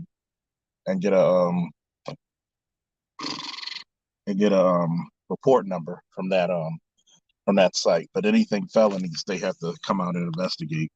And there's certain criteria for it. So it changed it up a little bit, but slowly but surely they're trying to go back to the way it was. But if there's efficiency of saying, a part four crime or a complaint, they'll probably still stick with the computerized version of it because it cuts out all the bullshit calls. Yeah, I mean, you would think because I mean, as a police officer, man, you got to deal with the public. And the public does what the public does. So I mean, what do you do when you encounter somebody who, they may not have a mask on and they might be coughing and sneezing, they got a snotty nose. I mean, how do you Stay on the block. circumnavigate that kind of shit? Just tell them that they either have, like, no, you got to do it over. If you're feeling sick and you're having symptoms, don't call us. Call over the phone. Or you're gonna have to be at a very, very safe distance, like a Mhm. block for me. But you don't want to be. You don't want to, because I think some people do things out of just pure and simple disrespect and Mhm. not actually become considerate of others and their feelings and their safety and their health. And I think that's where we get away from, unfortunately. But yeah, if you're coughing and sick, I'm not coming near you. Fuck that. My safety is above all. The first Yeah. thing they teach you, even in classes for EMT, which I'm in as well, just like a police department, your safety is paramount above others. Like, if I get fucked up, I can't help anybody, so my safety is first. Mm. and you had COVID, right? You had COVID a couple times, right? So you know what that shit's about. So Yeah. do you find yourself being extra careful when you're out there in the public now? I'm careful. Yes. I'm careful, yes, because I will sanitize the hell out of myself and whatever I'm touching for a reason. I mean, there's some people, that are careless and disgusting, but hey, it's like driving. You gotta look out. You gotta be defensive, not for you, but for the other people. Mm. Yeah, I mean, because people see me. I'm vaccinated, right? I mean, me and my wife, we got vaccinated, and I didn't just do it for myself. I mean, I'm an old Negro. I got more days behind me than I got in front of me. But I did it, for my nephew, my grandson, my grandbabies. I did it for them because I don't want to be the one to give it to them. I don't want them to catch it because of me or that kind of stuff. Right. So I know that, you know, because you're a police officer, you got to deal with the public. You're around folks, you're around other officers and all that kind of shit. So did they make it mandatory? I know they did here. They made it mandatory that all policemen, firemen, it was policemen, firemen, and people who worked in hospitals, they City had employees, to do it. Yeah, they had to do it if all they city wanted to employees, keep the job. So all they city made y'all do employees, it. Okay. all city employees had to get it. Yeah. I mean, they did them first, before they even did anybody else. If you worked for the city, you worked for the city hospital, whatever, they did all of them first. And then that's when they start, doing the rounds and offering it to everyone else. And It's we kind were of able to funny. get it. It's kind of funny because the people actually stayed their asses home when that first wave came out. By summertime, you'd have been in the clear. Mm, Because I remember that March when I got hurt around February. That March, COVID was kicking ass and taking names. If people would have stayed in their houses and stopped and quarantined for at least that month, COVID would have been under wraps. mm, But you can't tell people shit because here in America we do what we want. So do we think? yeah.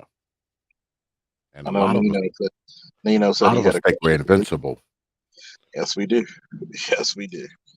You find out you Oh, get something like COVID, you see you're very vulnerable. yeah. You get very vulnerable. Yeah, it's all fun and games until that shit is right in your backyard. Brother Coffee, go ahead and okay, let me see. Yeah, he just posted it. Something in there. He says, how have you ever dealt with situations where you arrive on the scene and the person is mental health? Would you call a mental health professional or what you just document and then wait? No, he just jump out and pepper spray the hell out of his crazy ass. Nah, go ahead, brother Faulkner. Well, there's different categories because the so-called mental health specialists ain't gonna bring their asses out till the scene is clear.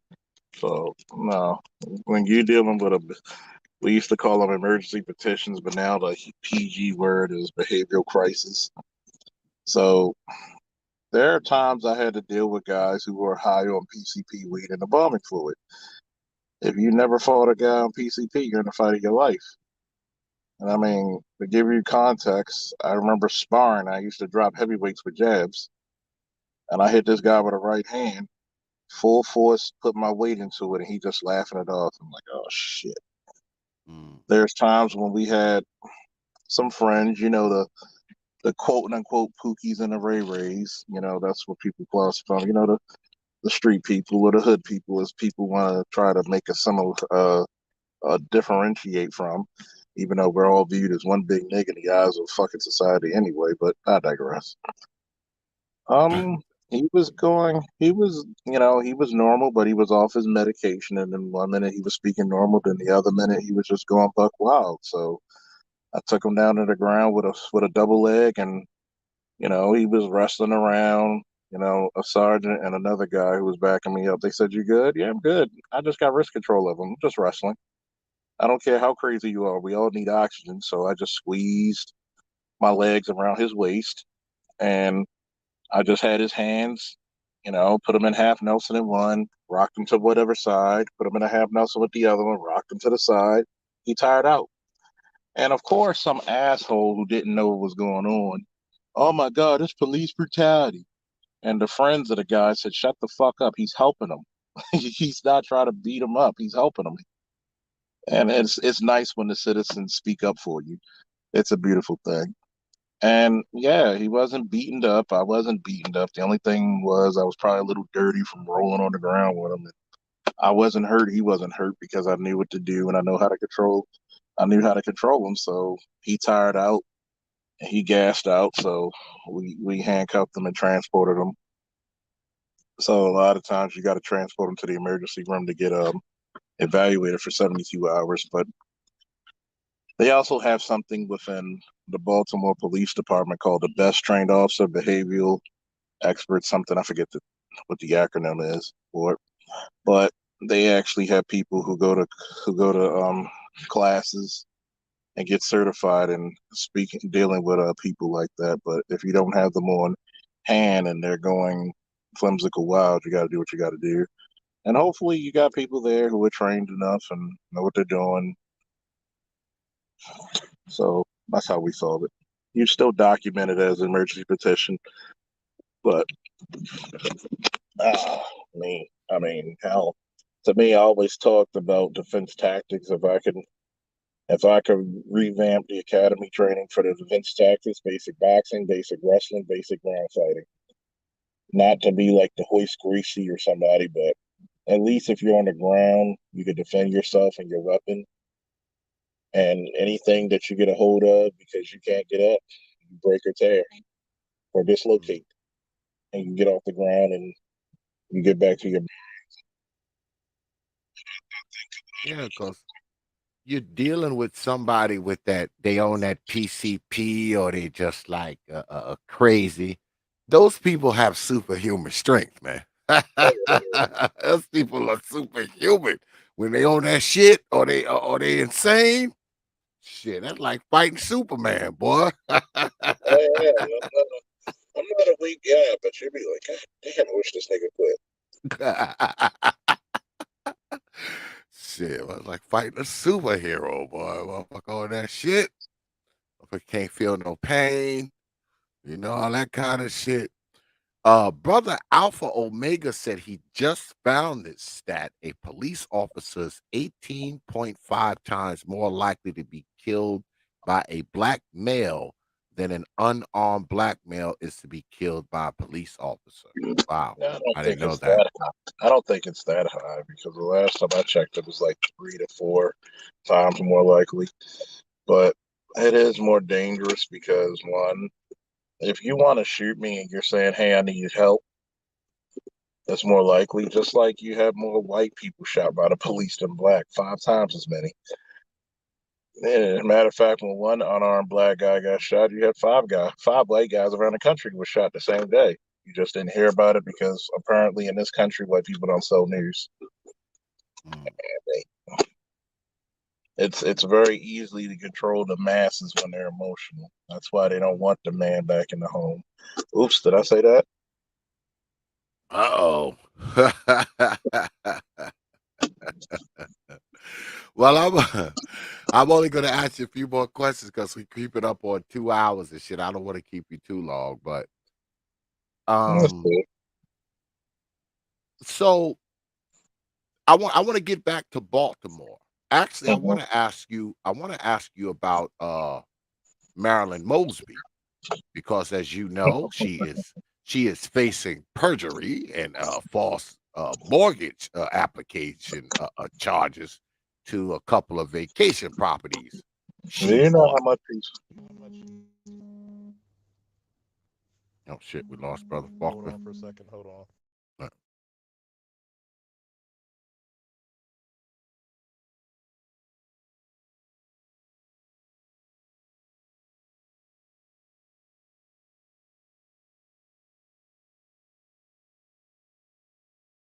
Oh shit, he fell off, y'all.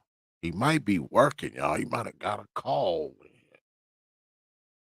He might be on beat. Oh, let me see what y'all talk about in the chat room. Brother Kwafi says he worked on a special unit with mental health, and we often had to restrain these people. They had superhuman strength, didn't they? Didn't they, Brother Kwafi? And she like trying to tie down the Hulk, ain't it? I know, man. When I was a young guy, I actually worked. I kind of worked with mental people. I was actually a mental health care aide when I was a young guy, man. And let me tell you something, man. Some of those people, man, like superhuman, man. Like it's Yeah, it's like wrestling with the Hulk, man. Like crazy. It was just yeah, crazy. yeah. But That yeah, is great when you I was wrestle with asking. Yeah, you wrestling with them crazy people, boy. Them people that's on drugs, man. Told you it's like fighting Aquaman, boy. I'm telling you. Oh yeah, Uh, like, yeah. it's like fighting Aquaman. But I wanted to ask you about the state attorney, Marilyn Mosby, man. Oh yes. Um, Do you know how much she's worth? no, She's worth $5 million. damn. All I know is her ass is under indictment for doing some shit she thinks she didn't have no business doing. I know It's that. it's basically that damn PPP loan shit, which they're getting everybody on, and Hmm. you can't say you're going through hard times if you're being paid through the epidemic and you're being paid over $200,000 a year. It's Yeah, kind of hard to articulate that any way you want. And then she's going to say, well, if something happens to be the crime in Baltimore, it's going to go off the hook. yeah, Anybody who's a native of Baltimore, the only time you heard her voice front and center was during the Freddie Gray trial. She mm, doesn't try criminals like that. If anything, she let a lot of criminals go. Like, when do you hear her stance on something? Like, you literally have prison gangs running amok, and you didn't prosecute them. They're in your jail. They're in your city's yeah, jail. I mean, you had corruption from all these other places you never hit them up with. You have criminals, with intricate and sophisticated hierarchy. You never tried to prosecute them, but you want the police. Okay, go ahead. But now it's you, and you got caught with your fingers in the cookie jar. And historically, if you know about black politicians, we don't do as well when we get our hands in the cookie jar. Everybody else gets not even a slap on the wrist. They get a look around, like, you see the guy looking, and he turns his back and start whistling. hmm Us, us, when we put our hand in the cookie jar, there's a mouse trap. Yeah, well, it says in her indictment, because I have it here. It says, um, the indictment alleges that Mosby falsely certified that she met at least one of the qualifications for a distribution as defined under the CARES Act, specifically that she experienced adverse financial consequences from the coronavirus as a result of her being quarantined, furloughed, or laid off, having reduced work hours, being unable to work due to lack of childcare, or the closing or reduction of hours of the business she owned or operated. In signing these forms, Mosby affirmed under penalty of perjury that the statements and acknowledgement made in this request, the indictment alleges that Mosby did not experience any such financial hardship. And in fact, Mosby received her full gross pay of $247,000. Hold up, say that again for the Negroes in the back and how much money she made. $247,000, You'll Negroes. ask him. And by the way, her husband is also the president of the city council, just to give you context. So A basically, true power she, couple, right? yeah, she's just BSing. She is She so BSing. she going to jail. Yeah, she's going to jail on that one because the feds She ain't going playing on that shit. You're What do both you your think? husbands. Both you and your husbands are in high prominent positions in the city, and you both combined make over $500,000. Hmm. I'm going to tell you in the wise words of my father: get the fuck out of here. Yeah. All that money and you trying to get a PPP loan? I didn't even get a fucking PPP loan. God Get damn the it. fuck, get the I fuck didn't out of make no $250,000. God damn it. here. I mean, her and her husband, and that's not even including the properties they own. Okay, Mm. like, and then you sold the damn house, so that's even more earned income. Yeah, well, according to her, it's all about politics because they want her out of office because she's up for election this year, isn't she? Yep. Yeah, she's done. I mean, you She's gotta done. understand. She's beefing with the fucking governor, Larry Hogan, who's a hell of a governor. I mean, he got his little things. I mean, he's a Republican governor, but he's done a good job. He's always had an axe to grind against Baltimore, and there's a reason why. There's no way in hell you can't ask for these resources when they should be given to the police. Like, if they give you a dossier of people that should be off the street, why aren't you prosecuting? And why is this crime prolific? If you gave people who deserve it actual charges, a lot of this dumb shit would die down. Think about it. I Baltimore a few years back hosted the National Sheriff's Convention, and it's funny. And I'll give you a little mental tour. Imagine all these. Imagine a convention center. You know how big a convention center is. Mhm. Imagine going into a room that looks like the inside of a football, half the size of a football stadium, and that's just one of the rooms. And you're in there, you're looking at all this fantastic new age, state of the art shit that they had for law enforcement. Meaning, they had a door. Like, you know how police will stand at their door when they have an armed suspect in a car? Mhm. Most of our doors are made of the same shit that your door is made of, or your car door is made of, nothing. So imagine a door that was lined with armor or Kevlar or whatever the hell was in it. And it took a 9 millimeter, 5.56, 40 caliber, 45, 7.62, and 12 gauge slug and buckshot in that one door. How many lives could you save with that? Yeah. You had a you had a trailer that could reach anywhere in the East Coast within 8 to 12 hours with a command center in it and all kinds of, and you had 12 of them. This guy said, "Hey, we would have came and we would have met y'all, but nobody called us." This is how I feel about the city and its command and all their elected officials. They're brain dead. You've seen the same issues in all these black enclaves. The same fucking issue. You could take one black city and replace it for another. What have you done? When it comes to something that's needed, you never heard. How many politicians have you ever heard run off of a campaign on education? Education solves crime. And those who refuse, you got the police. And not one person says I'm going to increase or I'm going to put this educational expert up here and we're going to put a predominant emphasis on young black youth. This lady here and her husband combined make almost or more than $500,000 together, and you're getting a goddamn PP. Like, Yeah, that's but insane. yet you want to defund the police. But look how much these motherfuckers are doing. We lock them up. It's up to them to keep them there. Yeah. But guess Is who's that going to a be but guess who's going to be blamed in the face of why crime is the way it is? You have people in the damn police commissioner seat right now. He doesn't give a fuck about his officers. He doesn't give a fuck as long as he gets paid to do everything the consent decree says. And I've talked to these little liberal ass lawyers before.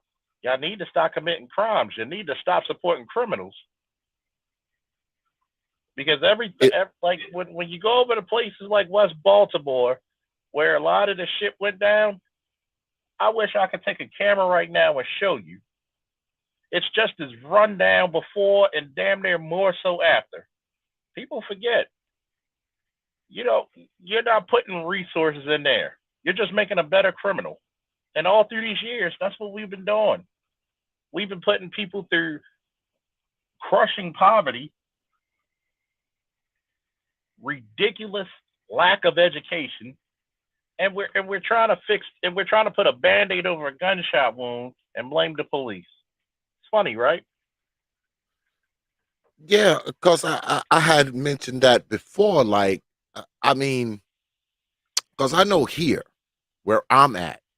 I mean, you got dudes who done shot folks, damn near killed folks, and they lock these people up, man. These dudes is right back on the street in like It's a 20 joke. days, It's 30 a days. joke. It's a revolving door joke because everybody knows if you commit a crime in Baltimore City, it used to be like I tell you, man. When I first came on here, was the last remnants of the old school. The police chase you. It's your job to get away. Nobody took it personal. You got caught. Oh shit! You finally caught me. Yep, told you one day. Now you got all these bleeding heart liberals. Oh, you're being racist towards this black guy. He just shot 3 people. The Yeah, motherfucker just robbed a store.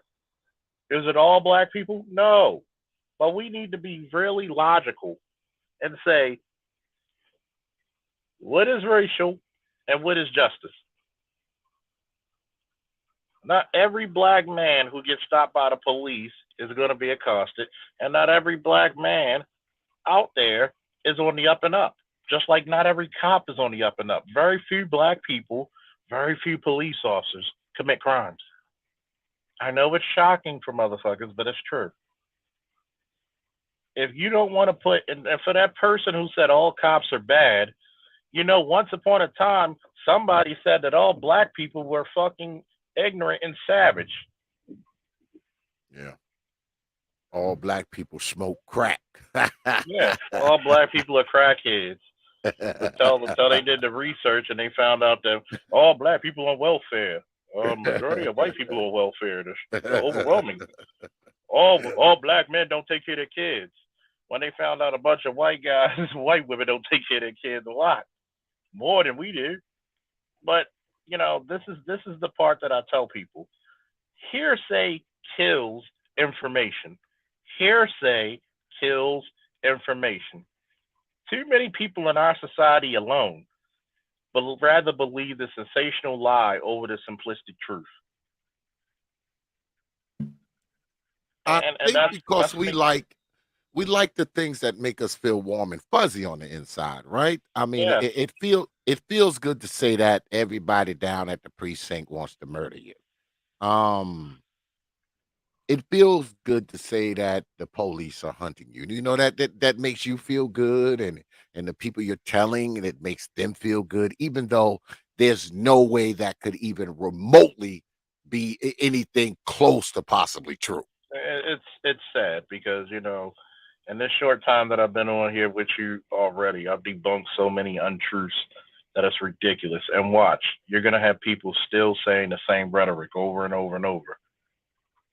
And you can fact check me all you want. Please do.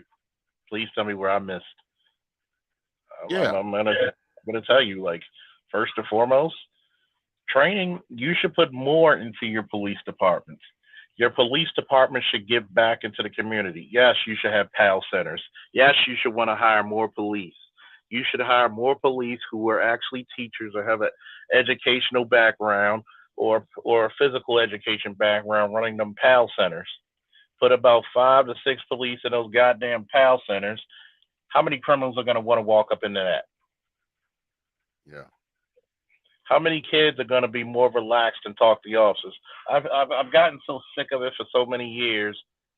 Some parents will be like, "You better be quiet, or he's going to lock you up." And I have to pick up the child and be like, "No, baby, no, I'm not going to lock you up. You didn't commit a crime. I think your parents should be a better parent, though." And and you're right, perfect blackness. You can lock them up all you want. Are they staying? There is no real consequence for committing a crime. As a matter of fact, the rite of passage for being a black man nowadays has resorted to actually doing a bit or two. Yeah, yeah. I mean, because they got these policies that's changing in cities nowadays, right? Where, certain crimes they ain't even locking you up for. Yeah, It has to reach a particular threshold for you to even get arrested, and I think that just incentivizes, that's an incentive for people to do bad shit when they know they can go and do this shit and ain't nothing gonna happen to them.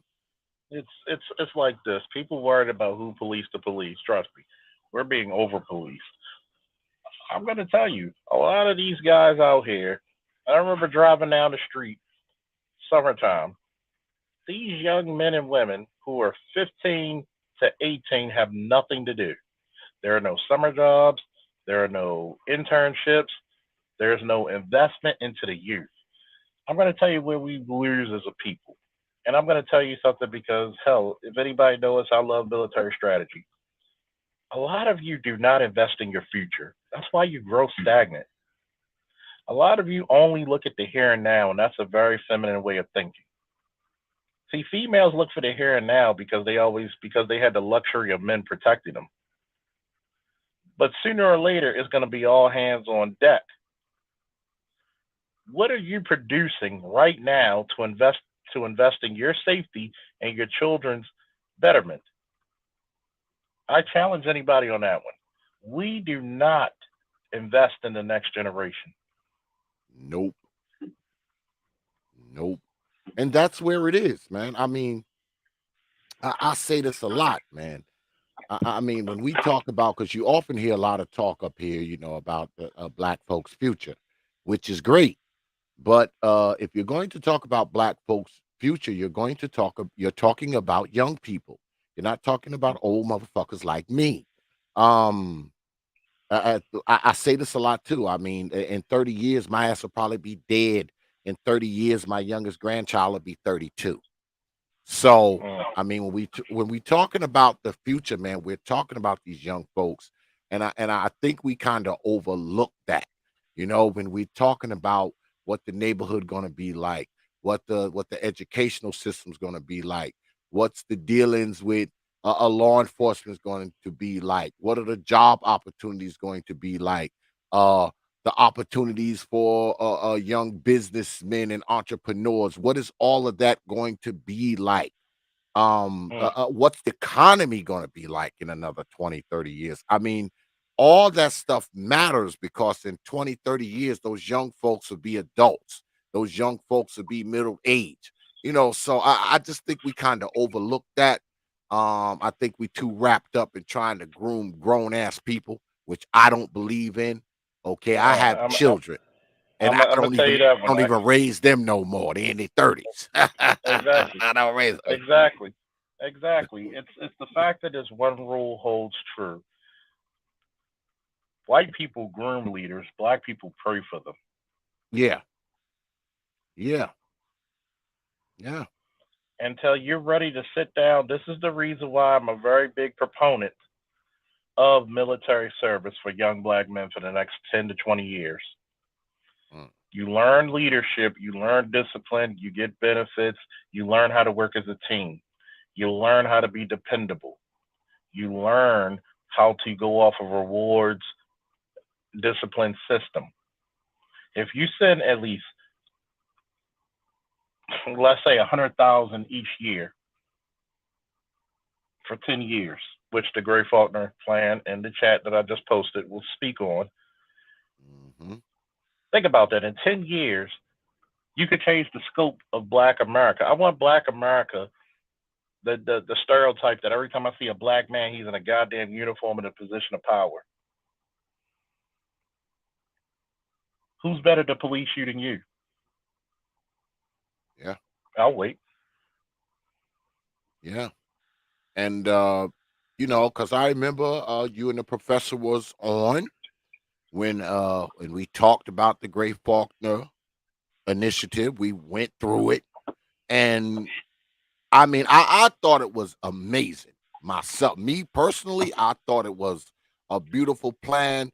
But my problem with it is that people wouldn't take it seriously because it was Gray Faulkner doing it. Now, maybe if it was Jay-Z talking about it or Lil Wayne talking about it, and I think I said that to y'all. I think I Yeah. said that the plan is outstanding. It's just the fact that it's written by you guys. So I just didn't think people were going to be, willing to take it serious, man. Because we don't listen to nothing, What unless Jay-Z say it or what did I Lil always Wayne say say? it. What did I always say for years in this space? The three things the black community don't give a fuck about: black boys, education, and being the heroes of your own narrative. See, I've been a hero for so long that when it's time to give the reins up to somebody else, who's gonna take them? What happens if I get too old or too frustrated to keep the reins? I mean, at some point, man, we gotta, you got all these people who talk this shit. All right. You got all these people who talk this shit, right? Because we get up here and what do we do most of the time? We get up here and we talk. And y'all need to go ahead and check out the Gray Faulkner initiative, man, if you haven't already, man. I have a copy of it on my computer, Negroes. You should have a copy of it on yours too. Because we get up here and we talk about this stuff, right?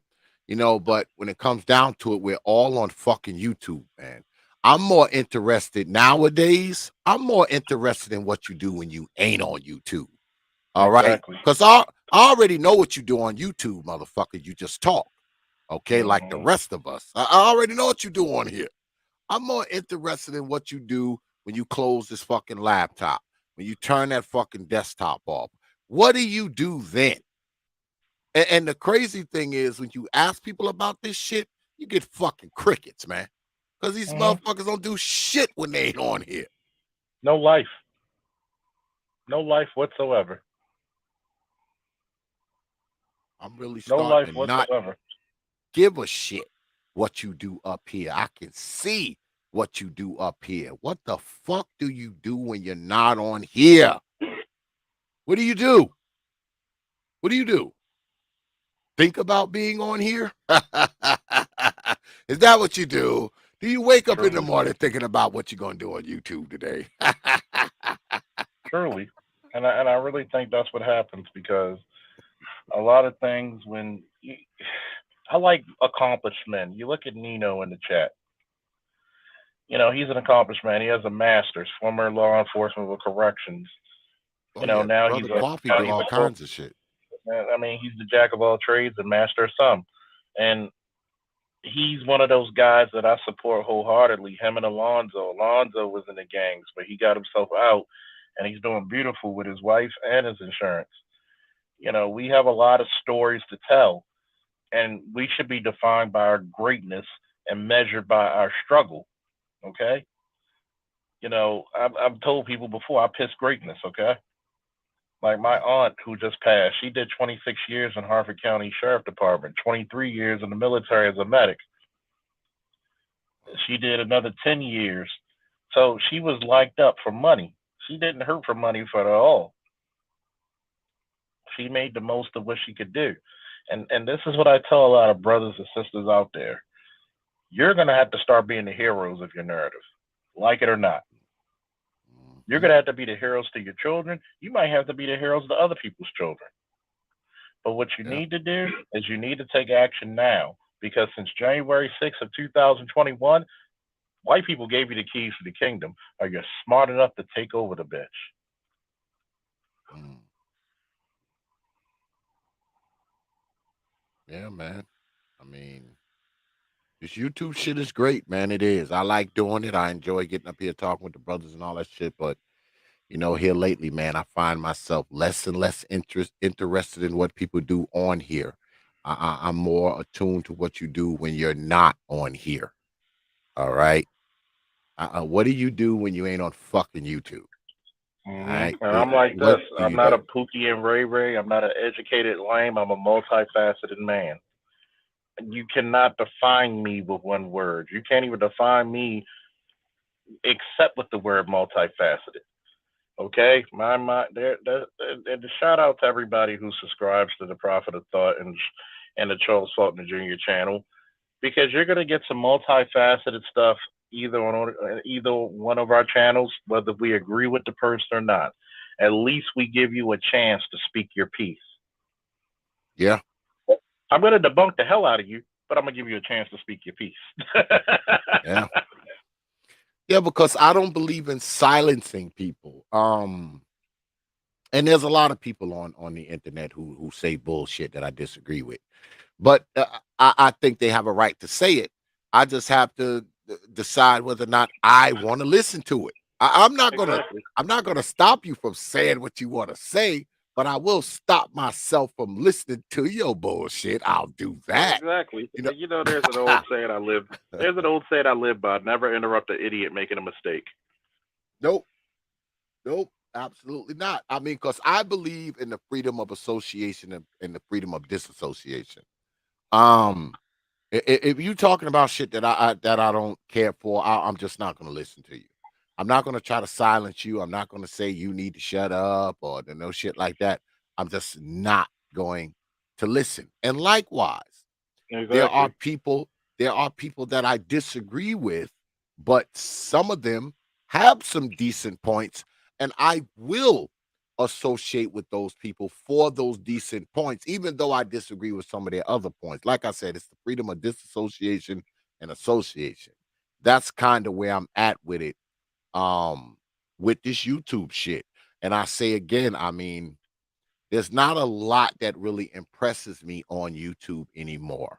No. Um, I'm more impressed with YouTube when people on YouTube are, showing me something that they're doing in the real world when they're off of here. I'm not too much impressed with a motherfucker behind an avatar telling you how smart he is and how dumb you are. Like, No. whatever, man. Whatever. I told people, if I'm bringing a movement, I'm not bringing a Pookie and Ray Ray movement. I'm not bringing an educated lane movement. I'm bringing the movement of the return of the multifaceted man. Mm, Okay, I'm gonna come out with T-shirts that says the Supreme Commander of the Multifaceted. Okay, because if I got to lead the charge, fuck all that other shit. We're multifaceted. A lot of us are yeah. nerds. A lot of us are tough guys. A lot of us are comic book fans. A lot of us are science geeks. A lot of us are hardworking men. A lot of us, if you give us something mechanical, we could put it together. We're just so multifaceted that how the fuck can you name the unnameable? Yeah. Like, you can't. You cannot Yeah. define what cannot be defined by words. Yeah, I believe that, man, because there's so many different types of. I think we make the mistake in pretending that there's only one kind of black person. Man, there's millions of kinds of black people. Oh, Man, we're not all the yes, same. but We that's don't the all think problem. alike. But that's the problem is that we want this is the conflicting argument of our culture, right? We want everybody to be sensitive to our culture and all our shit, but if we have somebody within our culture who's black and they think differently or like something that's not traditionally culturally black, we ostracize them. We alienate them. Like, Hmm. I'm a four-time wrestling champion. Should I be praised for the guy who just barely made the basketball team? I should be treated as a high level, if not higher level, athlete than him. Yeah, yeah. Told you, man. I I should be don't treated. know, man. That's why I don't have Yeah, a lot of faith in adults, man. I have faith in children. I have faith in young people. I don't have a lot of faith in adults, especially motherfuckers in their 30s and 40s, because I think them motherfuckers already gone. They already who they gonna be. You ain't gonna yeah, raise them, rear them, groom them. You ain't gonna change their mind. They're going to have to do that on their own. All right. yeah. There's nothing you can do with a motherfucker that's 38 years old, man. You're not gonna, yeah, right. whatever changing or growing this motherfucker gonna do is going to be on his own volition. I don't give a shit how much you tell this motherfucker. I don't care. But an 8-year-old is different. You can literally groom this kid. You can rear this kid, man. You can change this kid's mind. And I think we spend way too much time trying to raise grown folks. I think some of that energy, if not all of it, should be poured into raising the little tykes because they But are the ones who need us the most. how did we get away from being the people who created it takes a village to raise a child, but nobody wants to lift a finger? Because what I think is that I think people overshoot and overlook when we talk about raising kids, right? Um, People think, you give a kid, three hots and a cot, some clothes, some sneakers, put him on the bus for I don't know, 6 years or so until he can get on the bus on his own, and just make sure he stay alive until he 18. That's a success. That's Hmm. parenting. They see that as parenting. Give him food, water, the clothes, some shoes, a place to sleep, and make sure he get on the bus and then hopefully he don't get killed or shot by the time he's 17, 18, raising complete. And I think it's just way more to it than that. I'm a true believer that these old mamas are to blame for a lot of it. All right, Oh for yeah, a that's lot of it. I told them 70-30 rule.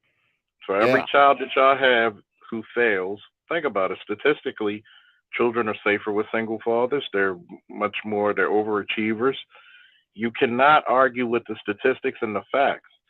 If you take this great Faulkner initiative, I'm going to tell you something that the professor and myself always stated since we came out with this. If you read it and you have something you can add on to it, trust me, we are okay with making a new revised version of it. Hmm. If you think you could do better, go right ahead. We will support you. But the least you could do is add on, do your Yeah. part. Take this Gray Faulkner initiative, which myself and the professor will have copywritten, and make sure that you utilize this in your school, in your troops, and whatever you have. Because why can't we build a Boy Scout unit for black boys? How they learn how to live off the woods, fish, stick fight, marksmanship, how to survive, first aid. Whatever happened to that? Mhm. Do we take pride in being manly anymore? Or we take pride in what a female thinks a man should be?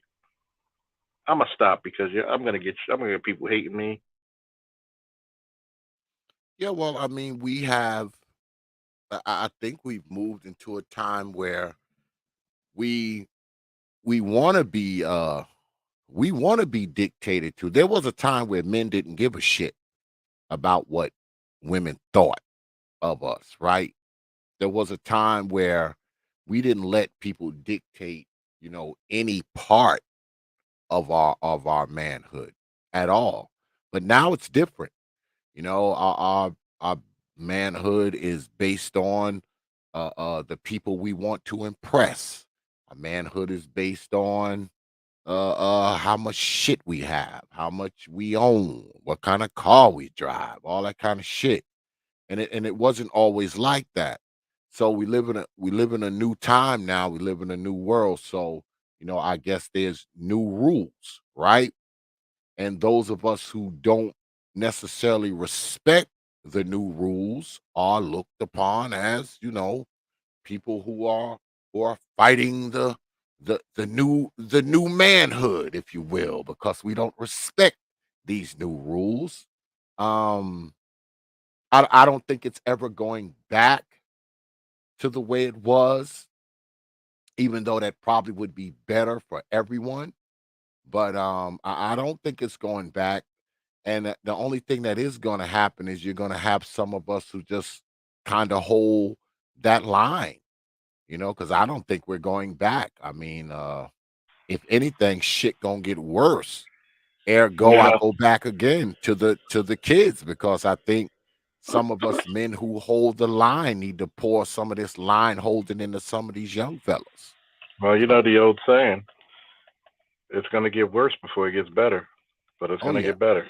But you got to oh batten yeah, down the hatches. See, the crazy part about it is when you build men of substance, which I'm about, men of character, men of strength, men of resolve, men of logic and intellect, you don't have to worry about being a Pookie or Ray Ray or being an educated lane. You're going to be multifaceted by default.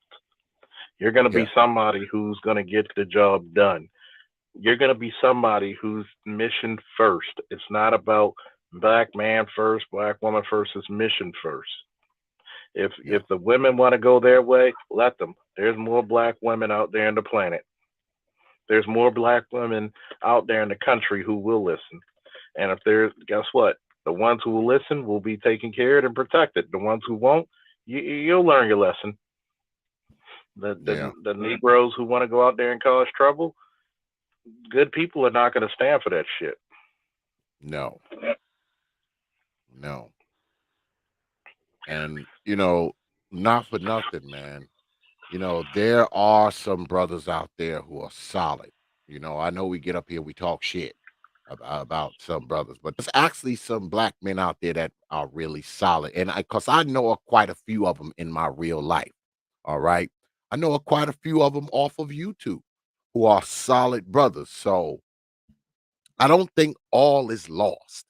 All right. I never think that all is lost. I think a significant part of it is lost, but I don't think all is lost. And hopefully those parts that aren't lost, remain.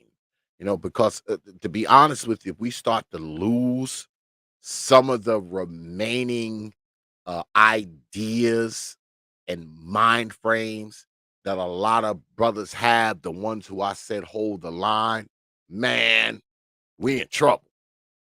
We in trouble because I think we've lost enough. All right, I think we've lost enough good brothers to bullshit ideologies. I think we've lost enough uh, certain ideals to bullshit philosophy, and I think we've lost enough. I think we've lost enough of our ability to not only have community and family, but I think we've lost the ability to have a solid, decent culture that would create solid, decent people. I think we've lost a significant part of that. And I think that that's the greatest loss of all because believe it or not, a lot of black people coming up, man, over the course of let's say 50, 60 years probably would have benefited off of that being intact. But that's just me. That's just what I think. I think that the reason why a lot of people turn out the way they turn out is because of the way they were raised, because of the influences that they had, because of what they were surrounded by, what they lacked of certain things, and at some things they might have had in abundance. They lacked in decent things and had an abundance of bullshit. I think all of that's important, man. I think it's very important. Some of those things, and people get on me. They're like, "Oh, X man, you always talking about parenting, parenting, parenting." You goddamn right. All right, you goddamn right because parenting is important. Now, I believe that mentoring is important too, right? But see, that's the thing when you're talking about mentoring, right? It's not like I walk out of my house, right? And I walk up and down the street and knock on people's door and be like, "Hi, I'm your neighbor X. Do you have any kids for me to mentor?" No, that's not, that's not that's not how that works. But what I believe that if there are young boys, all right, if there are young boys that are related to you and you know that their father has made it painfully obvious that he doesn't want to be in these kids' life. If this is your nephew, if this is your grandson, if is this your little cousin or whatever, I think the onus is on you. I think that shit should be made and subsidized. I think it should be subsidized from within. All right. I don't think the onus is on somebody from the outside to come in and mentor my grandson when my black ass is sitting right here. All right, because he is my grandson. So why should somebody from outside have to come in and mentor my nephew when he's my goddamn nephew? That's how I look at things. I mean, that's just me. I'm an old nigga. I don't know nothing. But, I try to groom, my folks, my son, my grandson, my nephew, even my nieces. All right. Even my nieces, the ones that don't have, they don't have fathers in their lives and shit. I mean, that onus is on me, man, because these are my people. These ain't strangers. These ain't kids in an orphanage some fucking where. All right. These ain't kids that, live on the other side of town. I mean, these people are related to me. So I have to have some responsibility for them. Some. I can't rely on some other dude from outside to come in and mentor my people. I just don't see the sense in that, man. I just don't. I just don't. And I'll be mentoring them until my black ass is dead, I imagine, because that's what I think of it. I think that the men in the family, whether it be your grandfather, your uncle, your older cousin, your whatever, I think the men in the family should kind of subsidize these kids that they're related to, man. If their father and shit ain't around, man. Because I say again, these ain't just strange people. These are your people. These are your people, man. But yeah, man, I appreciate you coming through tonight, man. This was good stuff, brother Yep. Faulkner. I knew it. Always a pleasure. Nothing but love I and knew it pleasure. would be. I knew it would be. You got to come back, man. I know. How about you come back the next time there's a police shooting, and we can analyze it. I don't have a problem with that. Let's just come back just because we're here. Yeah, yeah, man. I appreciate it, man. I've been trying to get you on for like forever, man. I'm glad I got a chance to get you on here, man. It's always good to hear some some real cop shit from a real cop and not, the motherfuckers who think they the police and think they know what the police do every day. It's good to know that I can hear from somebody who actually does it every day. And You know? actually knows that he's black. We looking at you, Brandon Tatum. Who said that? Yeah, man. Somebody was trying to get me to try to get him on and shit. I never reached out to him. I've never watched his stuff. I've heard of him, but I've never watched his shit. So I'd have to watch his stuff, man, to kind of decide what I'm gonna do. Some of But his stuff is a little. Some of his stuff can be a little like, damn, boy, you really trying to kiss that white ass, huh? nah. But yeah, man. I appreciate you coming on, brother Faulkner, man. And man, I'm looking forward to the next time you come through, my brother. Thank you. Got it, man. Peace. Yeah, y'all, we gonna go ahead and wrap it up.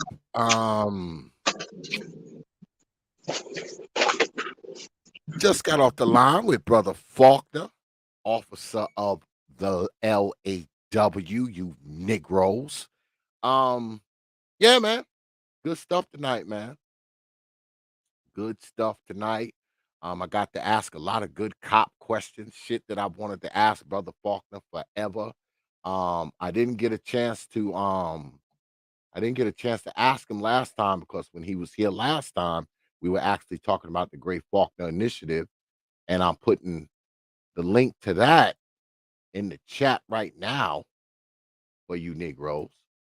So go ahead and check it out. It's actually a very, very good paper. I'm telling you. If black folks was to apply half, not even all of it, half of the shit that's in the Great Faulkner Initiative, you will see an improvement in some of the worst places in black society in like 5, 10 years, man. I'm telling you. if they just applied half of the shit that's in there. God forbid they apply the whole thing. They apply the whole initiative. Forget about it. But back then, and y'all heard me tell Brother Faulkner when they came on and they talked about it, I said, this initiative is great. Outstanding. But guess what? Negroes will not apply it. Why? Because it's the great Faulkner initiative and not the Jay-Z Lil Wayne initiative or the Nicki Minaj Cardi B fucking initiative. See, the Negroes not going to listen to stuff like this. And I said this because this was years ago when they came on with it. It was like, I think it was 2018 or 2017. I don't even remember. It's been that long because they did this years ago, y'all. It's not like this is just some new shit. They wrote this white paper, man, like years ago. All right. And notice, you don't hear nobody talking about it. You don't hear nobody mentioning it. You don't hear nobody talking about applying it or no, or referencing it or nothing. I don't even think that many people had them on to even talk about the shit. Of course, they were on here. Of course, they were on the T.P.O.T YouTube page. But I don't even think many people had them on to even talk about it. You know, I don't think they did, man. But I'm telling you, I put it in the chat, man. Y'all need to check it out, man. Download it because it is downloadable. It's a PDF. It is downloadable for you Negroes. Go ahead and download the PDF, man, and take a look at it, man. As a matter of fact, you know what? This is what we're gonna do. And damn, I should have told him this before he left. Brother Falk, if you're still out there listening, as a matter of fact, next week, Wednesday, we are going to talk about the Great Faulkner Initiative. That's what we're going to talk about. We're going to go through it. We're going to go through it piece by piece by piece. That's what we're going to do. We're going to go through this goddamn thing. So I got to get, as a matter of fact, I'm going to hit the professor up, and hopefully I can get Brother Faulkner back in here next week, and we're going to go through it piece by piece by piece by piece. Like we did in 2017, because that's what we did. We went through the whole thing. That's what we're going to do. So that's one show y'all going to see next week. So you can decide if your black asses want to come in here or not, because y'all already know what we doing. I done let the cat out the bag. That's what we're going to do. Yeah. We're going to go through the Great Faulkner Initiative and see if Negroes are interested in it. As if I don't already know the goddamn answer. As if I don't already know the answer. But we're going to go through it. We're going to go through it piece by piece. That's why y'all need to go ahead, pull it out the chat, download it so you have your own copy so you can keep up with what we're talking about. That's what we're going to do next week. We're going to have a little Gray Faulkner Initiative class. That's what we're going to do next week, Wednesday. Yeah, we're going to have that session. That's what we're going to do, Negroes. See this right here? So y'all need to go ahead, download your copy. Download your copy so you'll be able to keep up. You understand? Download your copy because next week we're going to go through it. I'm going to see if I can get Brother Faulkner and the Professor Cerulean up in here to discuss it. Yeah. How's that sound? Negroes. But yeah, man, we're gonna go ahead, man, and wrap it up. But before we get up out of here, y'all know I gotta hit y'all in the head with T.P.O.T's programming notes, Negroes. Yeah. Yeah, it's time for programming notes before we get up out of here because tomorrow we have a special guest coming through. Let me get this off of here. Tomorrow, special guest coming through. The one and only. 1 second, y'all. Let me get this off of here.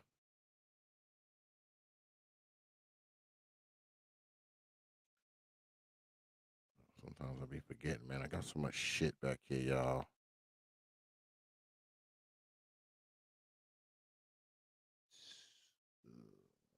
Shit back here. Losing track of what's what. Yeah, because tomorrow, the one and only Chaotic Truth will be here. The artist formerly known as Kevin in Sales.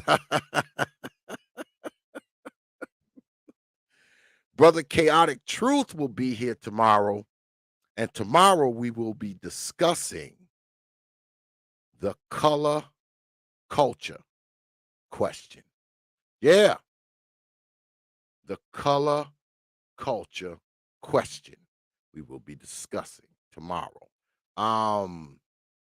Brother Chaotic Truth will be here tomorrow. Y'all know he's a hoot. He's actually pretty interesting. I disagree with a lot of shit he says, but he's actually a pretty interesting dude. He'll be here tomorrow, y'all.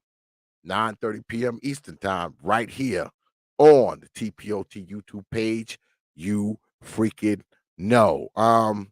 Tomorrow's probably gonna be a little crazy because I know Brother Chaotic Truth is gonna say a lot of things that's gonna ruffle y'all feathers. And I'll probably say a lot of things that's gonna ruffle your goddamn feathers too. Um, but that's what it's gonna be here. Probably from here on in. You're gonna hear some shit here that bothers you. You're going to hear some shit here that makes you mad. You're going to hear some shit here that's going to make you want to throw a fucking brick at your computer screen, your monitor. Yeah.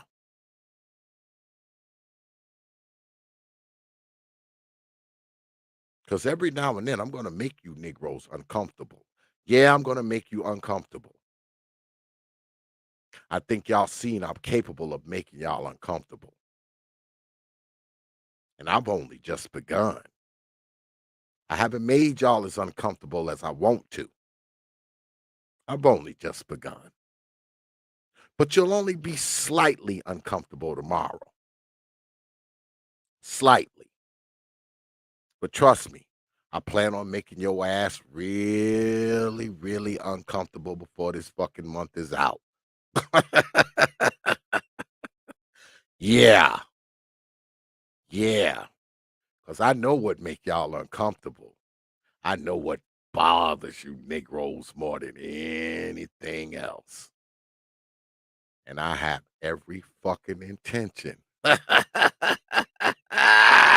have every intention on fulfilling that whole making you Negroes uncomfortable thing. Oh, yeah. I ain't done. I am not done with you Negroes. But y'all still come back, so guess y'all don't be too mad about it or too sore about it. I guess you just go off and call me names and cuss me out and come on back next week. But yeah, man, we're gonna we gonna get on up out of here, man. And I'm gonna say this, man, before we get out of here. And you sit here, man, and you see Brother Faulkner up here, you know, and the brother He's been in law enforcement for a while, right?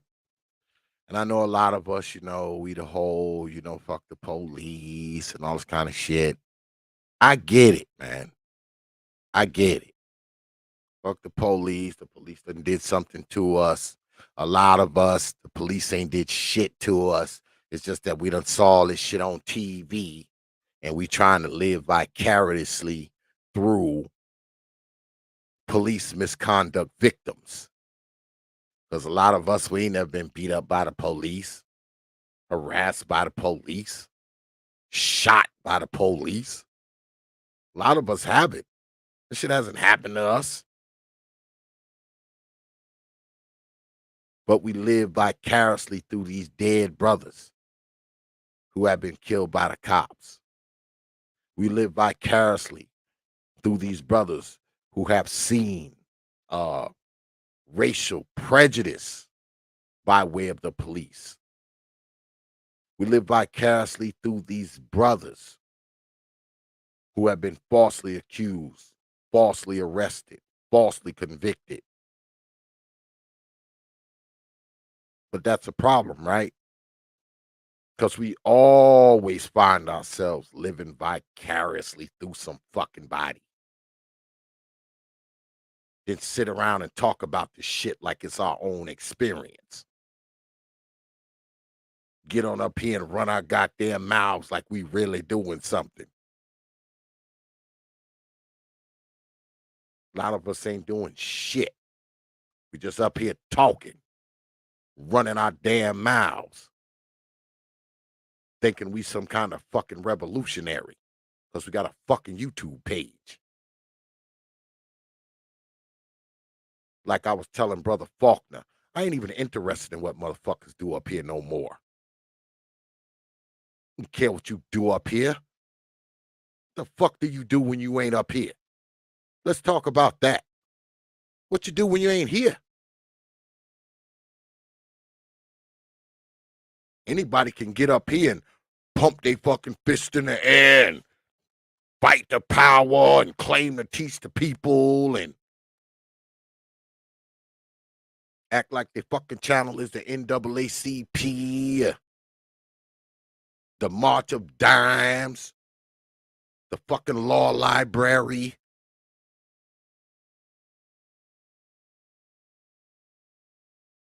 But what happens when you close this fucking laptop? What do you do then?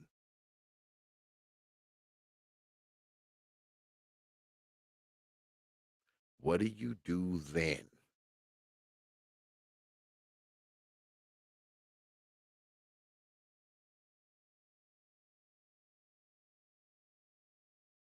I'm not asking for my sake. I want you to ask yourself.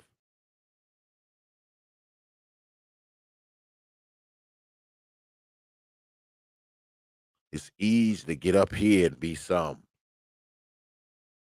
keyboard punching freedom fighter. It's easy to do that shit. It's easy to get up here and talk about how you for the people. When your black ass ain't on here, you ain't doing shit for black folks. You ain't even talking. You ain't even talking to them. Not like you do up here. You ain't even talking to black people like this. You're not. You ain't helping them.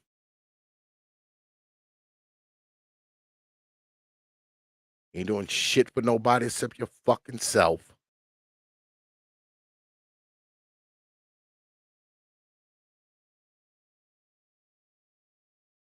I mean, it's fine for you to get up here and talk all this. I'm doing this and I'm doing that on fucking YouTube, and y'all need to be doing this and y'all need to be doing that. That's another thing. Motherfuckers is always talking up here talking about y'all. Y'all need to be doing. You need to be doing. They need to be doing. Notice how a lot of these people never use the word we need to be doing.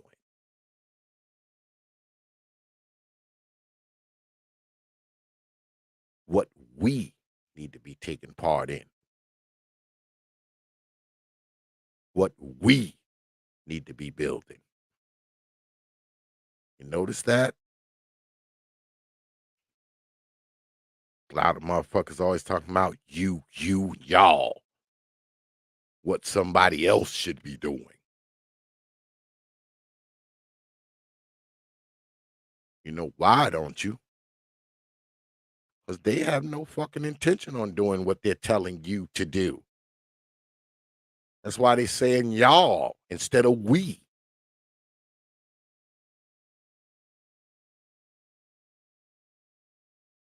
That's why they say y'all instead of we. Because, see, they reserve the right to just sit back and tell you what the fuck to do instead of doing it themselves. Isn't that something?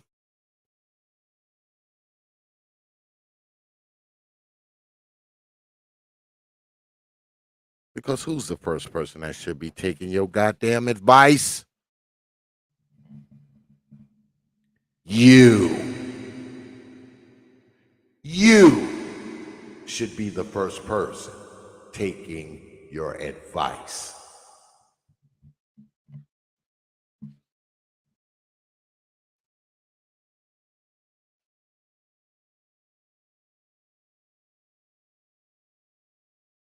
So say what you want about people like Brother Faulkner, man. And let me tell you something. I don't always agree, all right, with anybody, Brother Faulkner included. But at least Brother Faulkner, you know what the fuck he does when he ain't fucking up here. What about the rest of these motherfuckers? What do they do when they ain't up here? You can't even go through their archives of shit since they've been on YouTube to see what they do since they when they not up here. You can't go through all them videos they got up there and get any idea of what they do when they're not here. Now, maybe that doesn't matter. Maybe it doesn't matter. But it should. Especially when motherfuckers are study sitting up here telling other fucking people what they should be doing.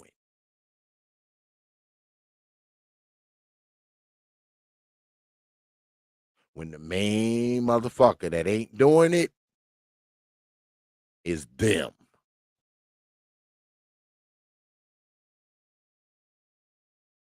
I just find it weird that you can be sitting up telling other people what to do. Tell other people how to operate. Tell other people how to build. What they should be doing with their lives, with their shit, with their career, with their time, with their fucking money.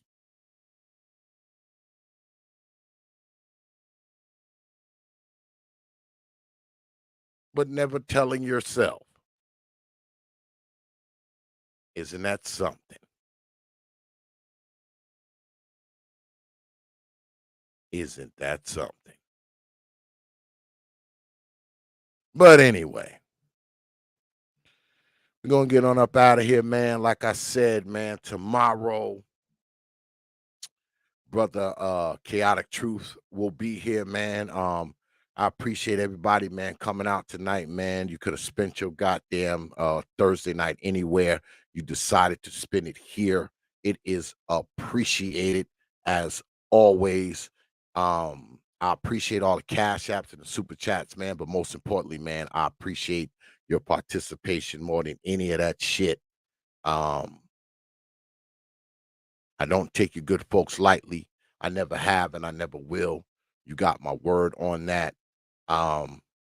Tomorrow, I will see y'all at 9 p.m. Eastern time. And a big shout out, man, to Brother Faulkner, man. the good officer from Baltimore. Get on down there, man. Check out Brother Faulkner. Like I said, next week, we're gonna go through the Great Faulkner Initiative. I think I'm gonna go through it even if I can't get the professor and Brother Faulkner in here. I think I'm gonna go through it anyway because it needs to be brought up. It needs to be talked about. Because there's some good shit in there, man. There's some good shit in there. And maybe we apply some of this shit, man. Who knows? Maybe some things will change. But I appreciate y'all, man, coming through tonight, man. As always, y'all know what it is. I will see y'all on the other side tomorrow. So with that, I will leave you good folks with 3 words, you know, like I always do. Open your mind. Hours of power.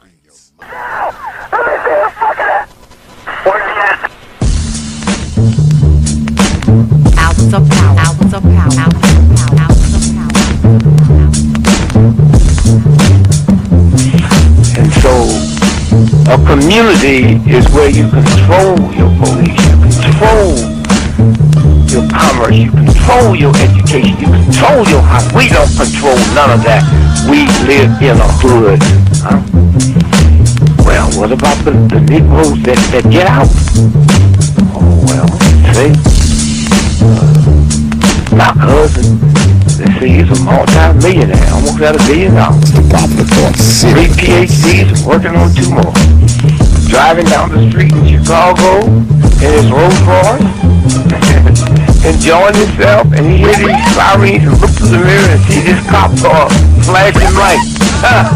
He squeezed the steering wheel, man. Heart beats fast. Because he knows the price of a Negro, what it could be. And then when that cop car passed him by, he said, thank God he wasn't after you in the first place, punk. That Negro thing you can't get away from. It's universal. They wasn't coming after you. With all your millions, with your Rolls Royce, with your PhD, didn't help. That's the hood. Why do you think you never pick up a paper until you read over and over see white families? You think it's thousands of black cops in America. Why don't you see white families crying as black cops shot my loved one 42 times in the back of the head? Why do you think black cops are that? You think they're more spiritual? Think they're better? No! They got enough sense to know that white folks ain't gonna tolerate it. And I will stop in our neighborhood when we decide we will not tolerate it. Now, if we was organized, which is hard to organize people who are just gonna run crazy and you don't know you're crazy.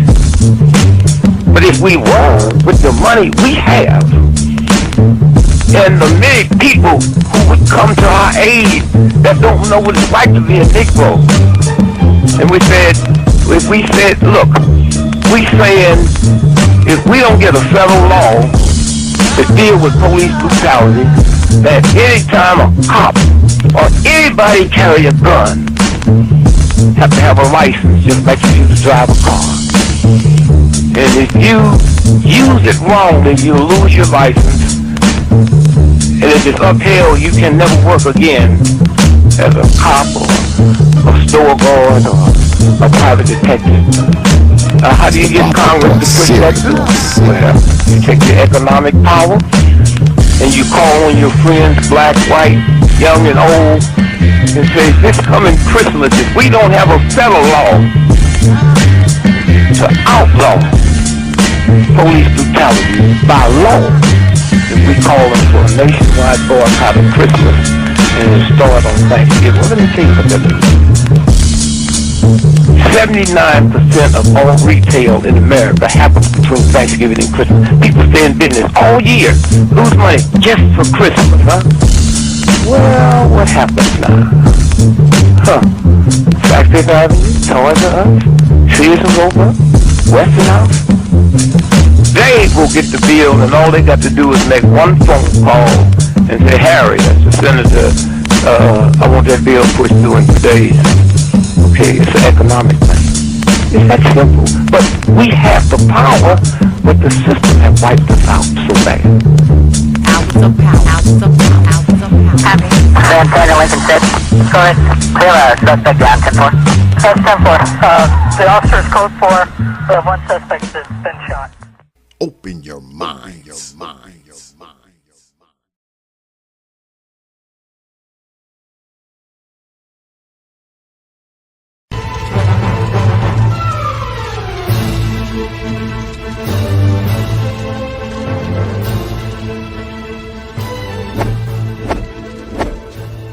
Only from T.P.O.T.